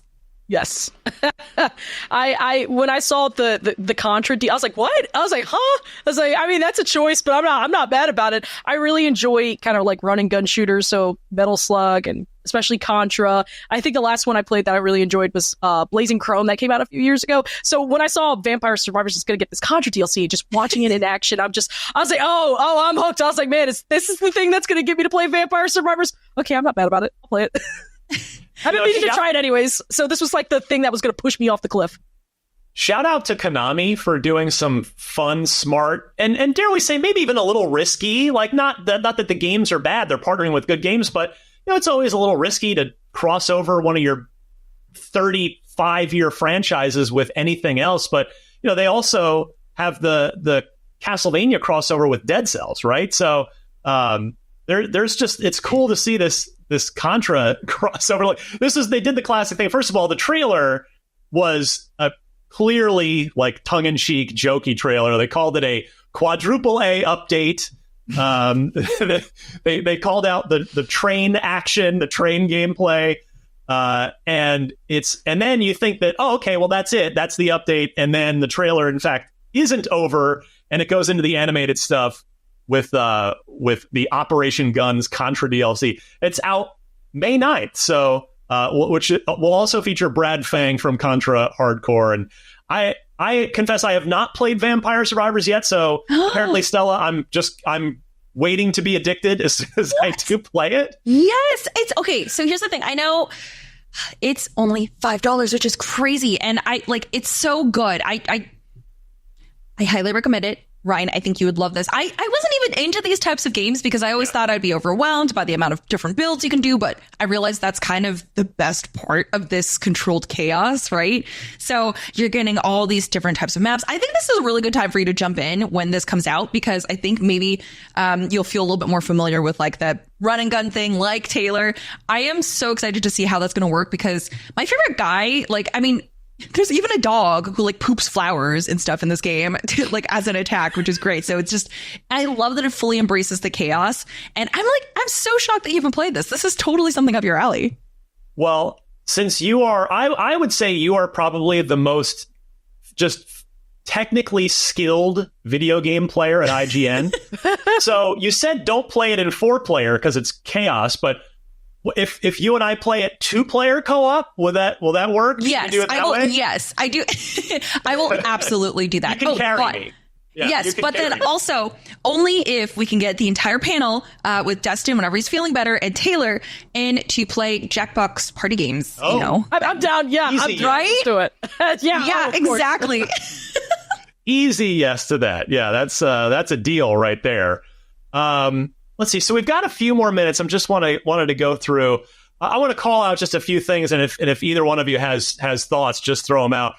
Commando's Origins was from earlier on in the showcase. This I liked, and the reason that I liked it, not because it's a World War II setting, because while I would say that the World War II game fatigue has probably worn off because publishers and developers finally took a break from them, I like this game because it's got stealth elements. It appears to be a game that you can absolutely just stealth your way through and have a good time. As you can see, top-down perspective here, which definitely calls back to my youth of playing like top-down games like this. You see you're knifing dudes in the throat from behind them. You're setting traps. We saw you're sniping them from afar. You're doing the army crawl. You're dressed up. You're wearing camo. So closed beta for this thing, again, in the summer. So if you need stuff to play over the course of the summer, this is going to be out there, and it's going to be day one on Game Pass for everything, for console, for on your Xbox console, PC, and also you can jump in and play it through the cloud as well. So this one jumped out at me. I like the idea of where this game is going, and I hope it plays as fun as it looks, personally. Yeah, it's surprisingly brutal for a top-down game. I was not expecting that, and I really love the way that the sniper reticle comes up. So in terms of you interacting with things in the world, I was very surprised by that. It's such a small detail, but it makes it feel a little bit more like, oh, I'm actually sniping this. That makes sense. I really liked that. Let's go. We can probably crowbar in a couple more games here to say a few things about. I'm going to go to one that I believe, Stella, you had flagged, because it has cats in it. Oh, and that is Times and Galaxy. If we want to take another look at Times and Galaxy, they gave us an animated trailer, sci-fi game. You can ask different questions of, in this one. And it seems to be like a build a story kind of. That was the takeaway that I got from it. And I will admit, I'm not quite sure exactly what this game is yet after watching this trailer. And I don't know if that's a good thing or a bad thing, but it's definitely colorful. And it looks like that you get points or you get rewarded for building a cool story with certain ingredients in it. Stella, did you take any of that away from this? Am I completely off? Like, what did you gather from this very interesting, very unique trailer? I think you're on. I think your guess is as good as mine because I have no idea. All I know is that I saw like the mech space cat and I was like, yep, I'm in. So I think it's interesting. So they mentioned journalists. I think maybe we're supposed to go and discover interesting things happening throughout the universe or throughout the galaxy. And maybe we're supposed to pull cool stories out of that. Oh my God. And there's romance. I just realized that's it. You could clean my bunk anytime. Ew. So I guess it is kind of like a choose your own adventure thing with very interesting creatures, space travel, which is always a plus in my book. It seems like it has a bit of everything so far, but that's just okay. Thank you, Tayo. Going back to the romance scene. I have no idea. I think it looks fun. It looks like it's almost giving me like Rick and Morty, Solar Opposites vibes with the way the humor seems to be written. So I don't know. I'm interested. June, we just saw it right there. June 2024. So just another thing to play in the summertime. Let's do one more game, and I'll throw to Taylor for initial reactions to this, because this one, I had some weird stuff in my notes on this too. Is first of all, the name of the game, it might win the achievement for this showcase of having the most compelling name. Like, just if we just put these names on a spreadsheet, like which one of these jumps out at you? And the game is All You Need Is Help. That's the name of the game. All you need is help. And I have in my notes, WTF am I watching? But by the looks of it, which we'll have the trailer up here again for you in a second, if this one's not jumping out at you from the showcase that we just watched. So it looks like you have to combine like a bunch of weird sort of Tetris-y shapes into whatever the level requires, and it's a 4-player game, super colorful. They're like anthropomorphic, like that one on the bottom looks very freaked out. But this looks like it was perhaps made with some herbal influences. Well, and I mean that. Oh, absolutely. But this just seems super interesting. Taylor, your thoughts on All You Need Is Help? Yeah, when it came on stream, I was like, what in the Yoshi's Woolly World is this? And I was like, got these Tetris blocks just waltzing around, got these goofy goober looking faces. You're just solving like puzzles. You can put little hats and glasses on, and that's cute. But I was so confused, but I don't hate this. I don't know. I will play a weird game. I've played some very weird things. But this, I think this might top it as like, oh, this might be the weirdest thing I'll ever play. And this is, I can think of maybe 5 other things that come to mind. I don't know why Mari Damasi is like the first thing that is. That's a good call. Yeah, but I was like, but this is just weird. Like it's just and then the ball was a rubber band ball. It's got this goofy face. It's just bacon, and the so pink cute. Tetris thing just had a little look of distress for like 2 seconds, and he got a little mustache on his face. Now, what is going on? The soccer balls. Why are there soccer balls? Why are there so many? Stella, I'll give you the last word here on All You Need Is Help. Oh my God, I love this. Also, so there's that machine there, like the piece can blow the other pieces away. So I'm assuming there's something that lets you suck the other pieces to you so you can fill out the puzzle. It's like, I definitely think some herbs were involved, and I'm pretty sure this is best enjoyed with said herbs. But I'm so excited. This looks like the dumb co-op game that I need, because this is just look at that. It looks so stupid and I love it. Like, they're so cute. They're so squishy, and you kind of need to cooperate with your team, but also it seems like, what happens with any sort of co-op game like this. They're not going to cooperate. They're going to make it harder for you. So I love it. I think it's going to be so cute. And again, Game Pass. No excuse not to try it. Coming to Game Pass this fall. Well, there you go. That was, I don't know how many games we just highlighted there out of the dozens, the literal dozens that were in that showcase.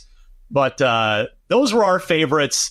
Hit us with your favorite standout games from this showcase in the comments below, wherever you're watching us, whether it's on IGN or on YouTube or anywhere else. But this has been Podcast Unlocked. I want to thank both Taylor and Stella, as well as our super producer Tayo, for making this episode possible here right on the heels of this ID at Xbox showcase. And thanks to all the great developers who gave us all these awesome trailers so that we could put together an ID at Xbox showcase here at IGN. So with that, my name's Ryan McCaffrey. We shall return with another regular old episode of Podcast Unlocked next week.